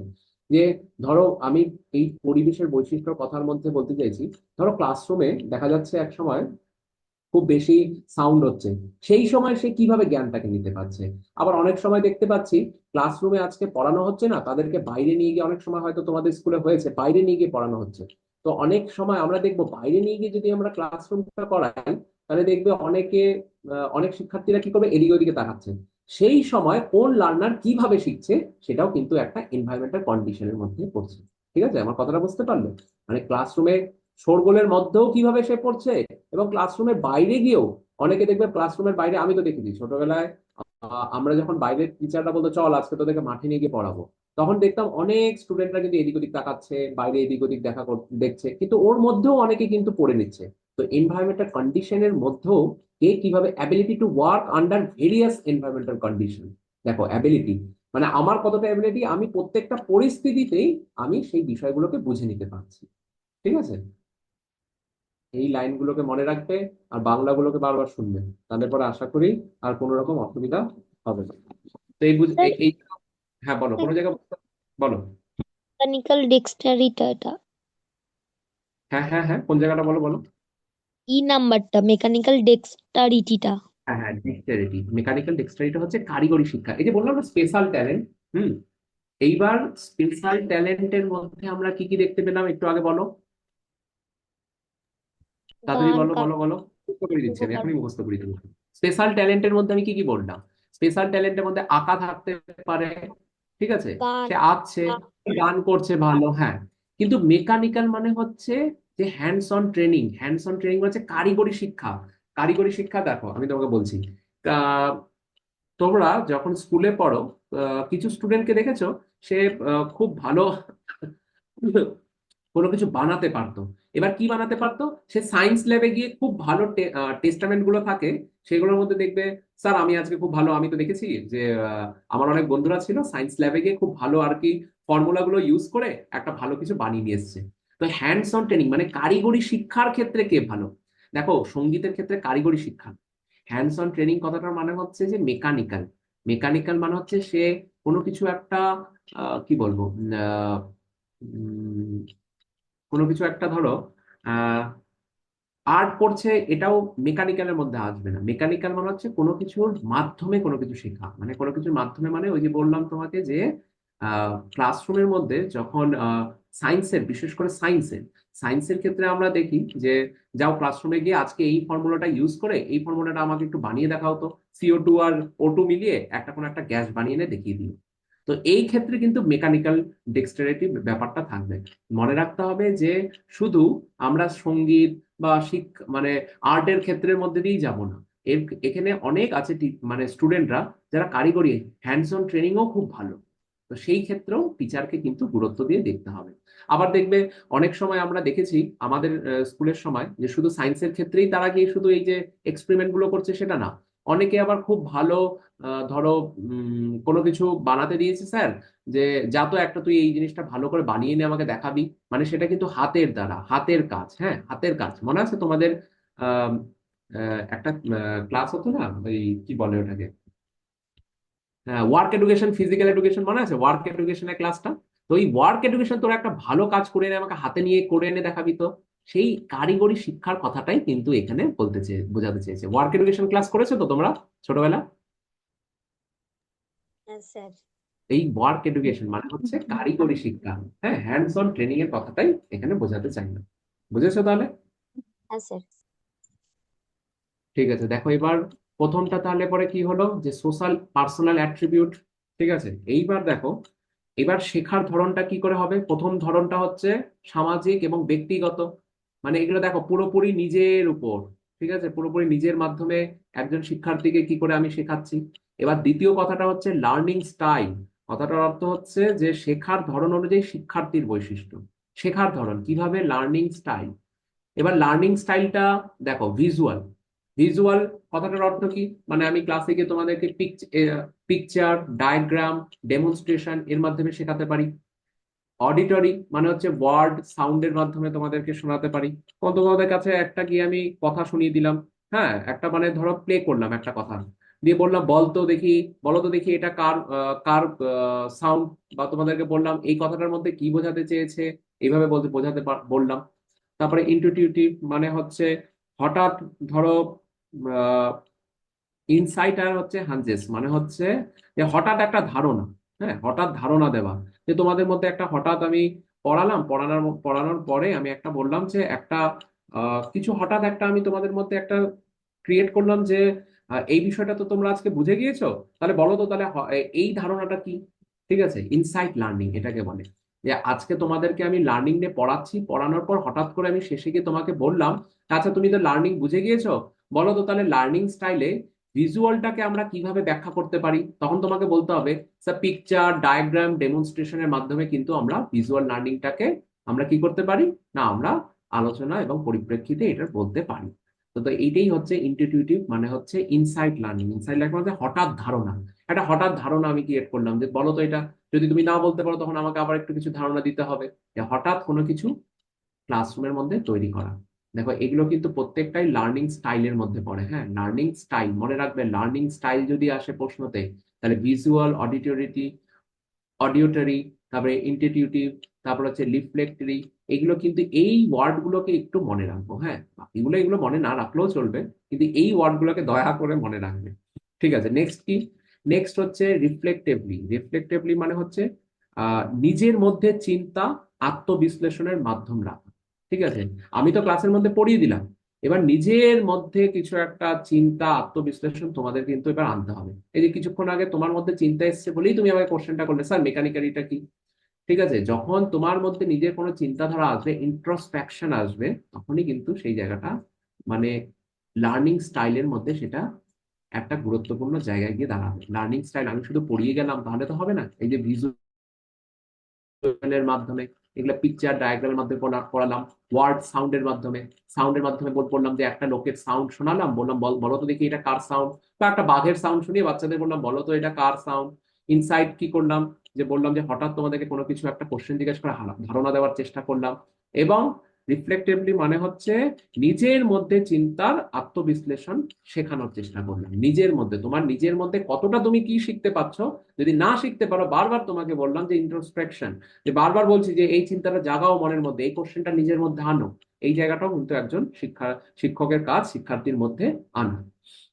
তারপরে কি সিকুয়েন্সিয়ালি, মানে হচ্ছে প্রত্যেকটা step by step, step by step, step by step শেখা। ঠিক আছে, স্টেপ বাই স্টেপ শেখা, এগুলা প্রত্যেকটা লার্নিং স্টাইল। একজন টিচার কিভাবে দেখো শেখাচ্ছে, এগুলো আমি তোমাকে বোঝাচ্ছি। ঠিক আছে, step by step, step by step শেখা। এবং লাস্টে লিখেছে গ্লোবালি। এই গ্লোবালি কথাটা মানে কিন্তু এই পুরো বিশ্বের এই গ্লোবালি না। গ্লোবালি কথাটা হচ্ছে যে ধরো আহ তোমাদেরকে একটা গল্প বললাম, হ্যাঁ, এবার অনেকের মধ্যে থাকবে, স্যার গল্প বলার পরে আমাকে বলুন তো স্যার এই মূল কথাটা কি। ঠিক আছে, বা একটা পুরো বিষয় আমি তোমাদেরকে বুঝিয়ে দিলাম, হঠাৎ করে তোমরা আমাকে বললে স্যার পুরো বিষয়টা তো বুঝলাম, এই ব্যাপারটার এই ধারণাটা কি। Large jump to or holistic approach, আমার কথাটা বুঝতে পারলে? মানে তোমরা গল্প শুনেছো, গল্প শোনার পর তোমরা বললে স্যার এর মূল কথাটা কি। বা গল্প বলার আগেই দেখবে ক্লাসের মধ্যে অনেকে বলে বসে, স্যার এই গল্পটার মূল কথাটা একটু বলবেন আমাকে, মূল কথাটা বলে তারপরে যদি গল্পটা বলতেন। অনেক সময় কিন্তু ক্লাসে এটা হয়। তাই বলছে গ্লোবালি কথাটার অর্থ এটাই, যে লার্জ জাম অর হলিস্টিক অ্যাপ্রোচ।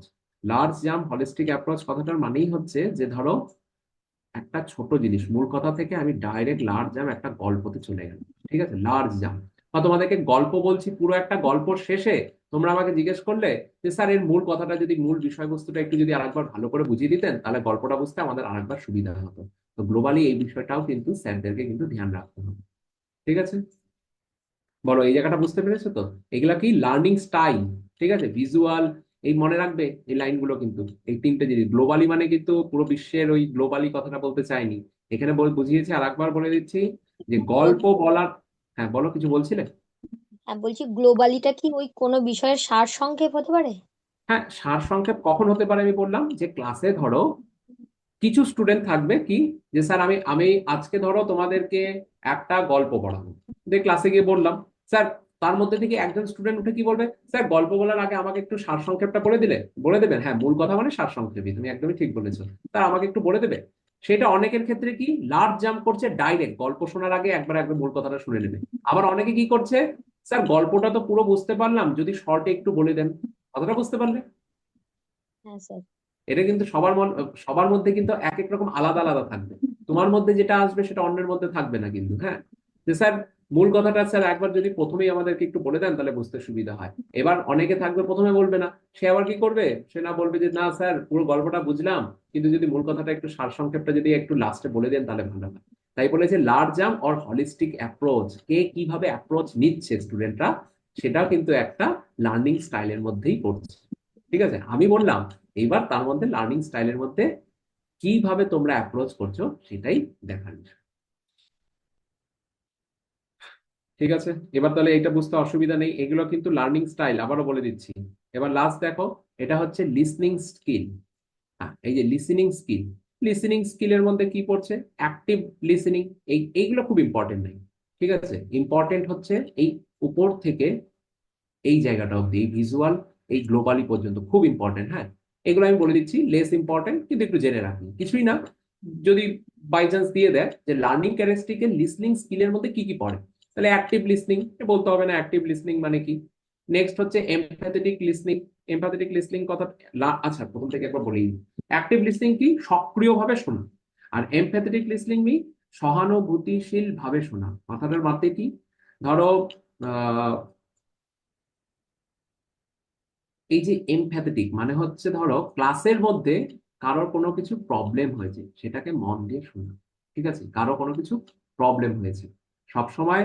ক্লাসে অ্যাক্টিভ লিসনিং মানে ক্লাসের মধ্যে সব সময় তোমাদের, আমাকে ক্লাসটা অ্যাক্টিভ ভাবে তোমরা শুনছো। এবার কারোর ক্লাসের থেকে আমাকে কেউ একজন বলছে, স্যার আমার না এই জায়গাটাতে খুব অসুবিধা, তো সেটাও তো আমাকে শুনতে হবে। তাই এমপ্যাথেটিক লিসনিং কথা হচ্ছে মানে কি, সহানুভূতিশীল ভাবে শোনা। যেমন তোমরা আমার কথা শুনছো, আমাকেও কিন্তু শুনতে হবে। ঠিক আছে, এটাও কিন্তু লার্নার ক্যারেক্টারিস্টিকের মধ্যে পড়ছে। অর্থাৎ প্রথমে তোমরা তো শুনছোই, এবার আমাকেও সেটা কিন্তু শুনতে হবে। It is from active listening your attempt to understand other person. ঠিক আছে, মানে তো তুমি আমার কথা শুনলে, এবার তোমরা যদি কিছু না বোঝো দিয়ে আমাকে বললে, আমি কিছু না বোঝালাম, তাহলে তো হবে না। তাই বলেছে আদার পার্সনকেও কিন্তু সেই জায়গাটা কিন্তু ক্রিয়েট করতে হবে। এবার এর নেক্সট কি, এভ্যালুয়েটিভ ক্রিটিক্যাল লিসনিং, মানে হচ্ছে আহ, যা শুনছো সেটা ঠিক না ভুল যুক্তিযুক্ত বিচার করতে হবে, ঠিক আছে। এভ্যালুয়েটিং নিজেকেই করতে হবে, তুমি কতটা কিভাবে শুনলে, সেটা কি মিনিংফুলনেস, তুমি কি বুঝেছো আমার কথাটা নাকি বোঝোনি। অ্যান্ড ইউটিলিটি স্পিকার মেসেজ, মানে আমি তোমাদের মধ্যে কি মেসেজ দিচ্ছি সেটা কি কতটা যুক্তিযুক্ত, তোমাদের কি সেটা কি ঠিক না ভুল মনে হয়েছে, সেটাও কিন্তু তোমাদেরকে জানাতে হবে। আমি আজকে একটা ক্লাসের মধ্যে পড়ালাম, তোমাদের কোনো জায়গায় মনে হতে পারে স্যার এই জায়গাটা তো ঠিক না মনে হচ্ছে, এই জায়গাটা ভুল, সেটাও কিন্তু এভ্যালুয়েটিং ক্রিটিক্যাল লিসনিং, ক্রিটিক্যাল ওই জন্য বলেছে। লিসনিং এর মধ্যে কি কি পড়ে, অ্যাক্টিভ, এমপ্যাথেটিক, আর এই যে এভ্যালুয়েট না পড়লে পড়ো তুমি এটা মনে রাখবে ক্রিটিক্যাল লিসনিং। এই ক্রিটিক্যাল লিসনিংও কিন্তু থাকতে হবে, যে স্যার আমাদেরকে যেটা বোঝানো আমরা কি সেটা সঠিকভাবে বুঝতে পেরেছি, আমরা কি স্পিকার যা বলছে আমরা কি সেটা কি বুঝতে পারছি, সেই জায়গাগুলো কিন্তু তোমাদেরকে কিন্তু দেখতে হবে। আর লাস্ট হচ্ছে অ্যাপ্রিসিয়েটিভ লিসনিং, মানে আনন্দের জন্য শোনা, ঠিক আছে। আনন্দের জন্য শোনা মানে হচ্ছে ধরো ধরো ক্লাসের মধ্যে কোনো একজন স্যার যা পড়াচ্ছে সেটা ভুল হোক ভ্রান্তি হোক মানে ঠিক হোক, সেটা আনন্দের সাথে শুনে যায়, এটা যেন কারা করে, যেই স্টুডেন্টরা পড়াশোনায় আর কি সেইভাবে মনোযোগী নয় তারা কি করে, হয়তো একটা ক্লাসের মধ্যে এগুলো কিন্তু সব রকম থাকে। এই যে ক্রিটিক্যাল লিসনিং এরা কারা বলো তো, বলতে পারবে এটা কারা? তারপর আমি বলছি অ্যাপ্রিসিয়েটিভ লিসনিং মানে এটা কারা বলো তো। ক্লাসের মধ্যে একজন থাকে না যারা প্রচুর দক্ষতা, মানে হচ্ছে দেখবে একটা ক্লাসে যখন তোমরা পড়াতে যাবে, বিএড অনেকে যখন পড়াতে যাবে দেখবে যে ক্লাসের মধ্যে অনেকেই আছে যে খুব ভালো স্টুডেন্ট, স্যার এটা তো আমার ঠিক লাগছে না স্যার এই জায়গাটা একটু বলুন তো। এইটা হচ্ছে কি ক্রিটিক্যাল লিসনিং, তারা কিন্তু মন দিয়ে শুনেছে। আর একজন এই যে অ্যাপ্রিসিয়েটিভ লিসনিং, হ্যাঁ স্যার আপনি যা বলেছেন ওটাই ঠিক স্যার, কথাটা আমার বুঝতে পারলে উদাহরণগুলো, একদম রিল্যাক্সিং ফান, ইমোশনালি কোনো কিছু নেই, ঠিক আছে। হ্যাঁ স্যার আপনি যেটা বলেছেন সেটাই ঠিক, কিন্তু এইটা এই ক্ষেত্রে কিন্তু সেটা নয়, এখানে কিন্তু মন দিয়ে শুনছে, স্যার আমার মনে হচ্ছে স্যার এই জায়গাটা এইভাবে নয় স্যার এই জায়গাটা এইভাবে, এই কিন্তু এখানে বলে দেবেন, ঠিক আছে। এই লিসেনিং এর ক্ষেত্রে, লার্নার লিসেনিং এর ক্ষেত্রে এই চারটে জিনিস মনে রাখবেন, আর কিছু মনে রাখার দরকার নেই। এটা লেস ইম্পর্টেন্ট আমি বলে দিলাম, তাও মনে রাখবেন। এইবার আসছে হচ্ছে learner characteristic basic of the thinking style, ঠিক আছে। দেখো, different thinking style learner mention below. একটা হচ্ছে রিফ্লেক্টিভ থিঙ্কার, আবার এসছে রিফ্লেক্টিভ মানে হচ্ছে চিন্তাশীল শিক্ষার্থী। হ্যাঁ, সে নতুন বিষয় শেখার সময় কি ভেবে দেখছে, ঠিক আছে। একটা ধরো আজকে তুমি আমার কাছ থেকে ক্লাসে নতুন কি শিখলে, লার্নিং বিষয়টা শিখলে, এবং সে তাকে কিন্তু ভেবে দেখতে হবে। হ্যাঁ এইটাকে, এবং আগের ক্লাসে আমি যেটা পড়িয়েছি টিচিং, সেইটার সঙ্গে তোমাকে কিন্তু একটা মিলিয়ে দেখতে হবে। দেখো এখানে লেখা আছে view new information respect the subject, মানে আজকে যেটা শিখলাম আমরা সেটাকে রেসপেক্ট দিয়ে শিখলাম, ভেরি গুড। লাস্টে কি লিখেছে, examine their feeling about their learning, examine their learning about the their learning. আচ্ছা এই লাইনটা এখানে লেখা নেই, আমি তোমাদেরকে বলে দিচ্ছি, এটা হয়তো আমার মিস্টেক হয়েছে। প্রথমে তাহলে পরে একজন শিক্ষার্থীকে কি করতে হবে, নতুন বিষয় শেখার সময় ভেবে দেখবে, এবং এবং আগের ক্লাসে কি পড়িয়েছি সেই অভিজ্ঞতার সাথে মিলিয়ে দেখবে, স্যার টিচিং এর সাথে লার্নিংটা পড়ালো, টিচিং আর লার্নিংটা কি, সেটা হচ্ছে একটা রিফ্লেক্টিভ থিঙ্কারের মধ্যে পড়বে। এই জায়গাটা একটু লিখে রাখবে, হ্যাঁ তোমরা, এটা এখানে আমি হয়তো মিস্টেক করে ফেলেছি। প্রথমত কি কাজ, প্রথমত কাজ হচ্ছে, আবারও বলি একবার, নতুন বিষয় শেখার সময় ভেবে দেখা, যে স্যার আজকে কি পড়ালো এটাকে ভেবে দেখলাম। এবং দ্বিতীয় বিষয় হচ্ছে আগের যে টিচিং ক্লাসটা নিয়েছে সেটার সঙ্গে এই লার্নার ক্যারেক্টারিস্টিক্সের সঙ্গে একটু মিলিয়ে দেখি তো। এই কাজটা যখন হবে তখন সেটা রিফ্লেক্টিভ থিঙ্কারের মধ্যে পড়বে। এবার ক্রিয়েটিভ থিঙ্কার কি, এই যে নতুন আমি আজকে তোমাদেরকে কিছু শেখালাম, হ্যাঁ, ক্রিয়েটিভ দেয়ার ওন সলিউশন এবং শর্টকাট। মনে আছে আগের দিন ক্লাসে তোমাদেরকে নিউনিক বাড়িয়ে পড়াচ্ছিলাম, MCWA এরকম করে। তো তোমরা কি, এইটা কিন্তু আমার কাজ না, creative their own solution shortcut মানে হচ্ছে, ধরো আমরা এই যে RCPC, এটাকে তোমরা নিজেরা করে একটা শর্টকাট বানিয়ে পড়লে, তখনই তোমরা এটা ক্রিয়েটিভ থিঙ্কারের মধ্যে পড়বে। ওই যে বললাম না আগের দিন যে ক্লাসের মধ্যে এইভাবে পড়বে এভাবে ভালো, দেখো আজকে চলে এলো এই অপশনটাই, উদাহরণটা এখানে চলে এলো। এটাও কিন্তু লার্নার ক্যারেক্টারিস্টিকের মধ্যে পড়ে। থিঙ্কিং স্টাইল, মানে শিক্ষার্থীদের ভাবনার স্টাইলটা কিরকম, সে কি কিভাবে ভাবছে, প্রথমে কিভাবে ভাবলো যে না ক্লাসে কি পড়ানো হলো এবং আগের ক্লাসের সঙ্গে একটু মিলিয়ে দেখি। দ্বিতীয়টা কি ভাবলো, যে আমরা একটু শর্টকাট বানানোর চেষ্টা করি তো, স্যার আজকে যেটা পড়ালো এই শর্টকাট কথাটা এরকম লিখে দিয়েছে। ঠিক আছে? তাহলে আমরা সলিউশনটা বের করতে হবে। একটু ভাবি তো শর্টকাট কি করে করা যায় এটাকে। এবার কিন্তু তার মানে শর্টকাট মানে ভেবো না যে সবকিছু শর্টকাট করবে, ঠিক আছে? কিছু কিছু জায়গা যদি আমরা শর্টকাট করতে পারি তাহলে পরে তোমাদের ক্ষেত্রেই ভালো। এটা হচ্ছে ক্রিয়েটিভ থিঙ্কারের মধ্যে পড়ছে। এবার দেখো প্র্যাকটিক্যাল থিঙ্কার। প্র্যাকটিক্যাল থিঙ্কার কি? তুমি যে always information look to factual not satisfy until no apply their new skill their job other interest. ধরো তুমি আমার কাছ থেকে যেটা শিখেছো, ঠিক আছে, এইটাকে যে হাউ টু অ্যাপ্লাই, সেটাকে অ্যাপ্লাই করবে new skill their job and ইন্টারেস্টের মধ্যে। যদি সেটা তুমি না করতে পারো তখন কিন্তু তুমি নট স্যাটিসফাইড হবে। ঠিক আছে? Practical thinker.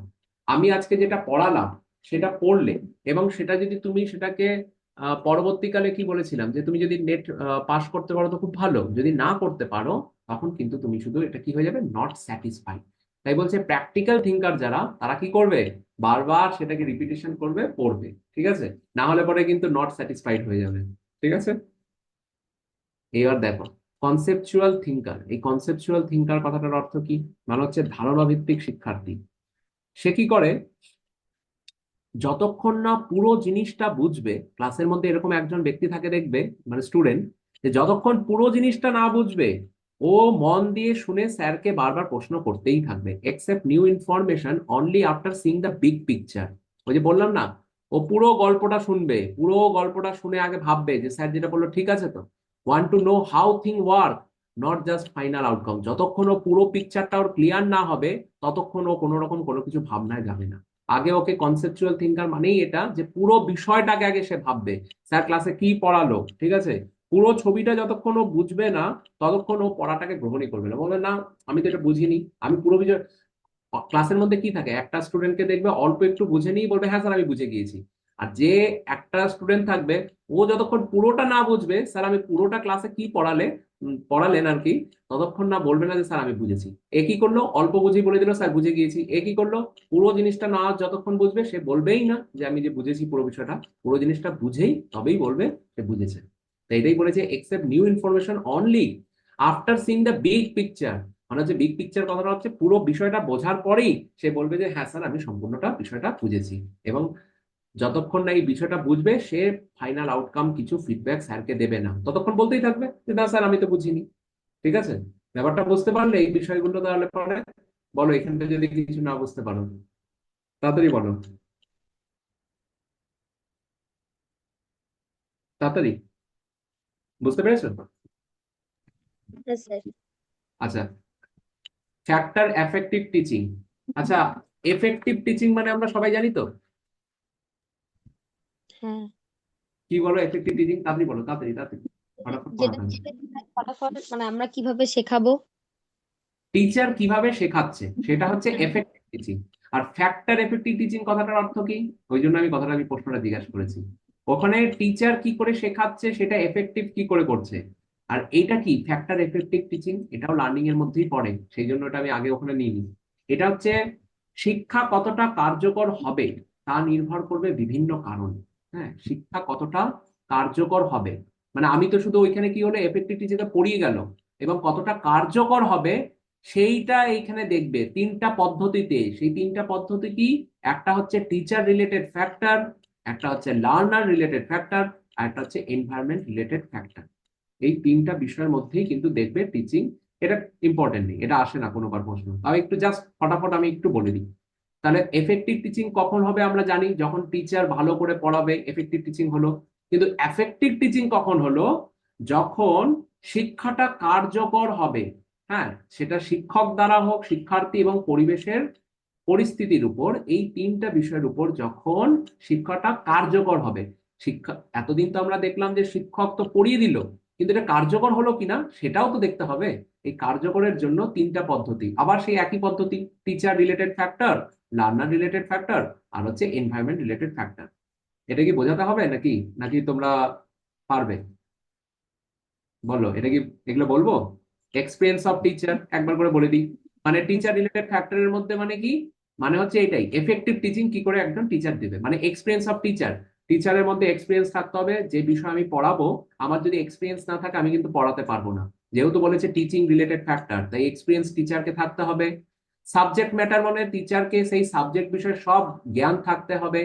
টিচিং স্কিল মানে হচ্ছে সে ক্লাসের মধ্যে প্ল্যান লেসন করবে, দেখো মনে করে দেখো, এগুলো সব বলেছিলাম। এক্সপ্লেন কনসেপ্ট, অ্যাপ্রোপ্রিয়েট মেথড, কোন মেথডে পড়াবে। এবং পার্সোনালিটি, অ্যাটিটিউড, টিচারের মধ্যে কি হতে হবে, পেশেন্স থাকতে হবে, কনফিডেন্স থাকতে হবে, এনথুজিয়াজম থাকতে হবে, এমপ্যাথি থাকতে হবে। ঠিক আছে, এই সব বিষয়গুলো টিচারের মধ্যে পড়বে। এবং শেষ কমিউনিকেশন স্কিল, একটা ক্লিয়ার কমিউনিকেশন স্কিল থাকতে হবে স্টুডেন্টদের আর টিচারের মধ্যে, তখনই এটা কিন্তু এফেক্টিভ টিচিং হবে। এফেক্টিভ, সরি, এফেক্টিভ নয়, এফেক্টিভ। এফেক্টিভ টিচিং কখন হবে, যখন শিক্ষা কার্যকর হবে। শিক্ষা কার্যকর কখন হবে, তিনটা পদ্ধতিতে। টিচারের পদ্ধতিটাই হচ্ছে এফেক্টিভ টিচিং। এইবার দেখি লার্নারকেও সেখানে কিন্তু বিরত থাকতে হবে, না হলে পরে কিন্তু এফেক্টিভ হবে না। এফেক্টিভ, ঠিক আছে, মানে কতটা কার্যকর হচ্ছে এবার লার্নারের দ্বারা দেখো। ইন্টারেস্ট, মোটিভেশন, দেখো একটু আগে পড়ে এসেছি, লার্নারকেও ইন্টারেস্ট থাকতে হবে নিজের মধ্যে। এজ এন্ড ম্যাচুরিটি, ওই যে বলেছিলাম, সে কত কোন লেভেলের, তাই সেই বুঝে পড়ানোর ধারণাটা থাকতে হবে। এজ এন্ড ম্যাচুরিটি, সে কতটা কিভাবে নিতে পারবে, learning P style differ according, সেটা এজ হিসাবে সেটা দেখতে হবে। এবং প্রিভিয়াস নলেজ এক্সপিরিয়েন্স, মানে ক্লাসে পড়ানোর আগে তাদেরকেও কিন্তু কিছু ধারণা রাখতে হবে। মানে আমি প্রত্যেকদিন ক্লাসে দেখবে বলি যে তোমরা একটু কিছু আগে থেকে পড়ে রাখবে। এই ধারণাগুলো, এগুলোও কিন্তু লার্নিং রিলেটেড ফ্যাক্টরের মধ্যে পড়বে। শুধু টিচারই সব পড়ে যাবে এত কিছু, তাহলে হবে না। লার্নারের মধ্যে থাকলেই সেইটা কিন্তু কার্যকর, শিক্ষাটা কার্যকর হবে। এবং লাস্টে দেখি এনভায়রনমেন্টালের ব্যাপারটা। এনভায়রনমেন্টাল ব্যাপারটা কি, একটা ধরো শ্রেণীকক্ষে ক্লাসরুম ফ্যাসিলিটি, সেখানে সিটিং ব্যবস্থা ভালো মতো থাকতে হবে, সেখানে ভেন্টিলেশন ব্যবস্থা ভালো করে থাকতে হবে। টিচিং এইড মানে হচ্ছে ওই ক্লাসের মধ্যে যে সরঞ্জাম আমরা নিয়ে যাই, চক ডাস্টার, সেগুলো ভালো করে থাকতে হবে। টিচার স্টুডেন্ট রেশিও, মনে আছে ক্লাস 5, 6, 8 আমরা কি দেখেছিলাম, সেকশন ডিপ করা আছে। তো এই যে টিচার স্টুডেন্ট রেশিও মানে এটাই, ধরো একটা বড় ক্লাসের মধ্যে একজন টিচার পড়িয়ে যাচ্ছে, অনেক স্টুডেন্ট কিন্তু বুঝতে পারবে না।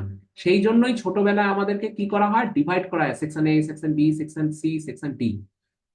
বলেছে large class size may reduce, যখনই একটা বড় ক্লাস হবে সেটাকে ছোট করে দাও, রিডিউস করে দাও, তবেই এনভায়রনমেন্টাল রিটার ফ্যাক্ট।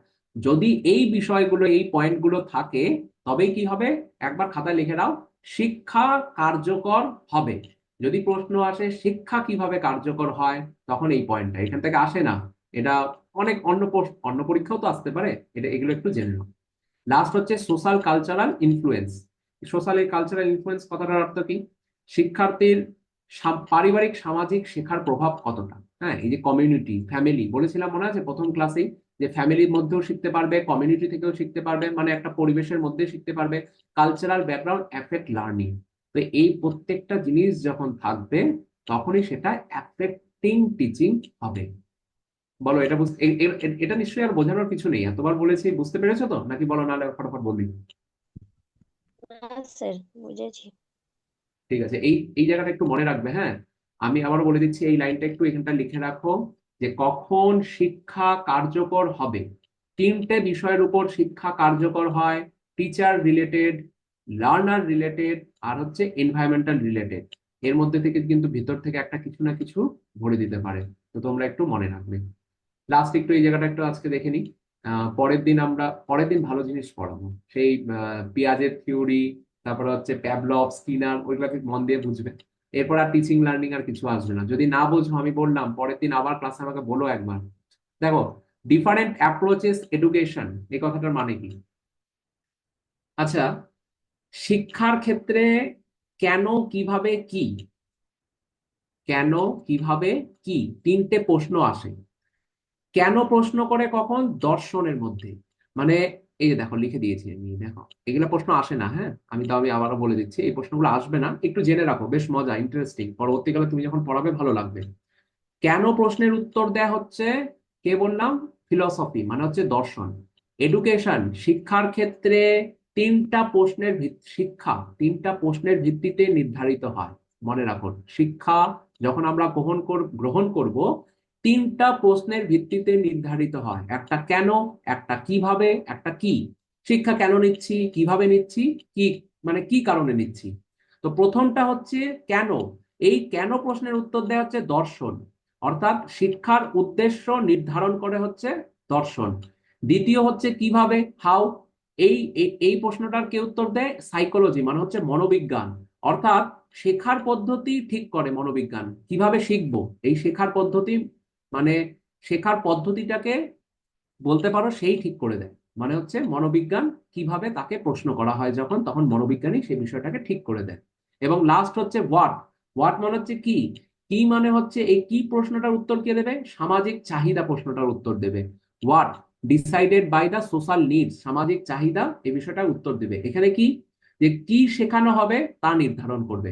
তাহলে দর্শন কি করে, শেখার উদ্দেশ্য নির্ধারণ করে। মনোবিজ্ঞান কি করে, শেখার পদ্ধতি ঠিক করে। এবং সামাজিক চাহিদা কি করে, কি শেখানো হবে তা নির্ধারণ করে।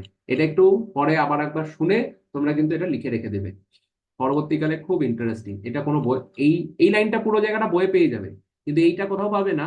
যে শিখার উদ্দেশ্য নির্ধারণ করে দর্শন, আবার বলছি, শিখার উদ্দেশ্য নির্ধারণ করে দর্শন, শেখার পদ্ধতি ঠিক করে মনোবিজ্ঞান, এবং কি শেখানো হবে তা নির্ধারণ করে হচ্ছে আমাদের সামাজিক চাহিদা। যখন এই তিনটে বিষয় আমাদের এক জায়গা হয়, অর্থাৎ মানে শিক্ষণের ক্ষেত্রে দর্শন, মনস্তাত্ত্বিক, মনোবিজ্ঞান আর সামাজিক ভিত্তির উপরেই এডুকেশনটা কি হয়, একটা মানে এডুকেশনের প্রস্তরটা গড়ে ওঠে। ঠিক আছে, এডুকেশনের ডিফারেন্ট অ্যাপ্রোচের মধ্যে প্রথম এই ধারণাটা তোমাকে নিতে নিতে হবে। তবেই আমরা কি এগুলো সব বিহেভিয়ারিজম থেকে শুরু করে সব বুঝতে পারবো। মানে কেন দর্শনকে জানো মানে ইম্পর্টেন্ট বললাম, দেখবে পরবর্তীকালে যা পড়বো অনেক দর্শন থেকেই আসবে। ঠিক আছে, এবং মনোবিজ্ঞান কেন, দেখবে এই যে প্যাভলভ থিওরি ফিউরি সব মনোবিজ্ঞানের সময় মানে অনেক কিছু তোমরা পড়েছো, পিয়াজের টিয়াজের থিওরি গুলো, দেখবে অনেক কিছু মনোবিজ্ঞান জড়িত আছে এর মধ্যে। এবং লাস্ট হচ্ছে সোশ্যাল নিডসটাও দরকার। তো এই তিনটার উপর বেস করেই এডুকেশনটা গঠিত হচ্ছে, এটা কিন্তু একটু মনে রাখবে। একটু বিহেভিয়ারিজমের ধারণাটা আজকে বলে দিই। বিহেভিয়ারিজম কথাটার অর্থ কি জানো, এখানে লার্নার প্যাসিভ থাকে। মানে লার্নার প্যাসিভ মানে লার্নার এখানে কোনো কথাই বলবে না, টিচারকেই শেখাতে হবে। এক কথায় এটা হচ্ছে বিহেভিয়ারিজমের থিওরি। যে লার্নার মানে তোমরা চুপচাপ থাকবে, টিচারকে আমাকে তোমাদেরকে শেখাতে হবে। এবং শেখানোর পর লার্নারের বিহেভিয়ারের মধ্যে যখন যে চেঞ্জটা আসবে সেইটাই হচ্ছে বিহেভিয়ারিজম।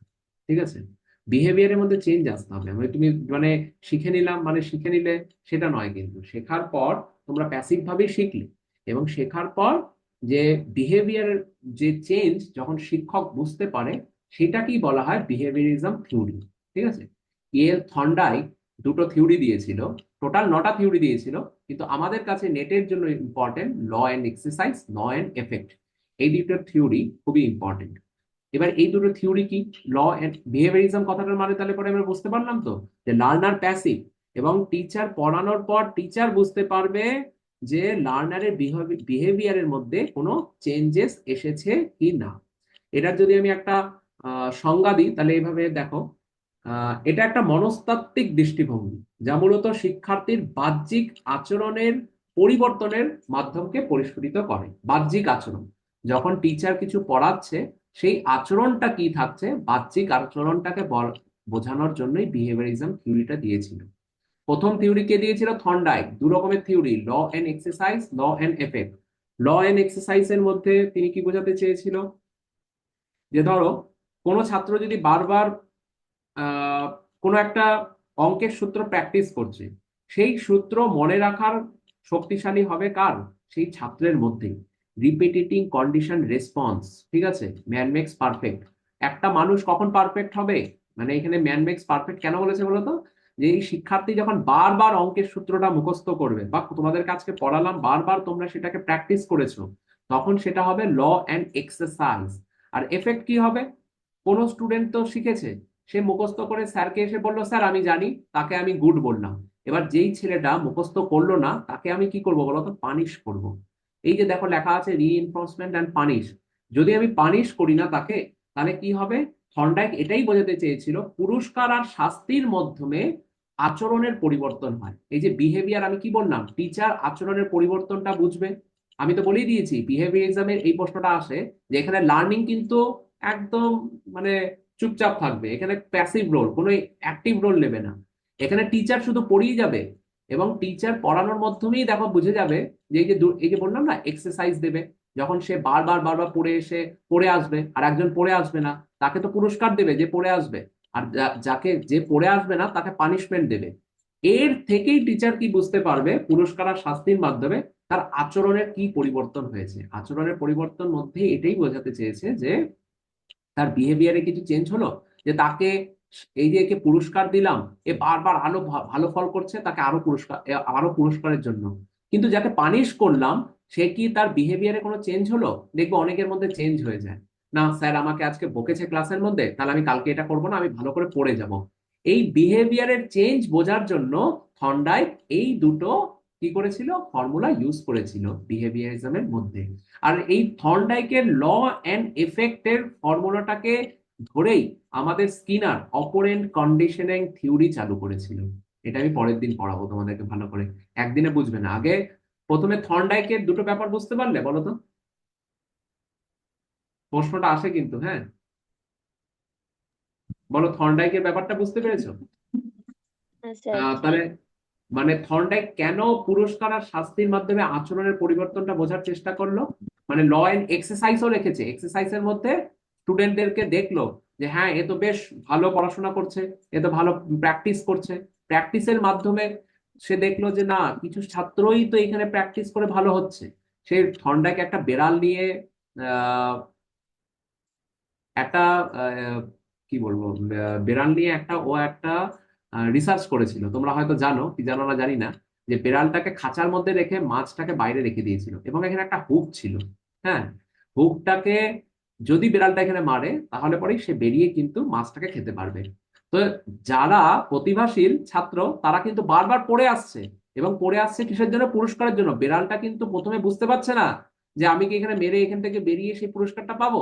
না, এই যে যারা ক্লাসে পড়ছে না না, তারা কিন্তু প্রথমে বুঝতে পারলো না। যখন পানিশ করা হলো, তারা বুঝতে পারলো যে না, স্যার তো আমাকে ডেলি পানিশ করছে, এইবার তাহলে আমাকে পড়ে আসতে হবে। যখনই আমি পড়ে আসবো, তখন থর্নডাইক এটাই বোঝাতে চাইলো যে না, এর মধ্যেও বিহেভিয়ার চেঞ্জ হলো, বারবার পুরস্কার পাচ্ছে, এবং এর মধ্যেও বিহেভিয়ার চেঞ্জ হলো যে না, এ পানিশ থেকে পুরস্কার পাচ্ছে। এইটাকেই বিহেভিয়ারিজম থর্নডাইকের পদ্ধতি হিসেবে বলা হয়েছিল। ক্লিয়ার হয়েছে? বাকি বেড়ালের এগুলো তোমাদেরকে জানতে হবে না, এগুলো বিএড এর সময় তোমরা পড়বে। নেটের ক্ষেত্রে এই ফর্মুলা দুটো খালি মনে রাখবে। ল এন্ড এফেক্টের মধ্যে সে কি করতে চেয়েছিল, এফেক্টের মধ্যে সে পানিশমেন্টের কথা বলেছিল, এবং এক্সারসাইজের মধ্যে কি বলেছিল? বারবার বলছি, man makes practice and perfect, মানে বারবার প্র্যাকটিসের কথা বলেছে। এই দুটো জিনিস খুব ভালো করে মনে রেখে দাও। আর থর্নডাইকের দুটো theory, law and effect and হচ্ছে ল এন্ড এক্সারসাইজ, এটাকে কি বলা হয় জানো? Trial and error theory. এই জিনিসটা প্রশ্নটা একবার এসছে, এটা আমি লিখিনি, একটু খাতায় লিখে নাও, ট্রায়াল অ্যান্ড এরর থিওরি। এই যে এক্সারসাইজ ট্রায়াল নিচ্ছে, অনেক সময় এফেক্টিভ এর কি হচ্ছে, এফেক্টের মধ্যে আমরা কিন্তু এররও দেখতে পাচ্ছি, সেই এররটাকেই কি করে পূর্ণ করব, থর্নডাইক এই দুটো উদাহরণের মাধ্যমেই বিহেভিয়ারিজমের মধ্যে বলতে চেয়েছিল। পরের দিন দেখবো স্কিনার কি করে এই অপারেন্ট কন্ডিশনিং থিওরিটা চালু করেছিল ল এন্ড এফেক্টের মধ্যে দিয়ে।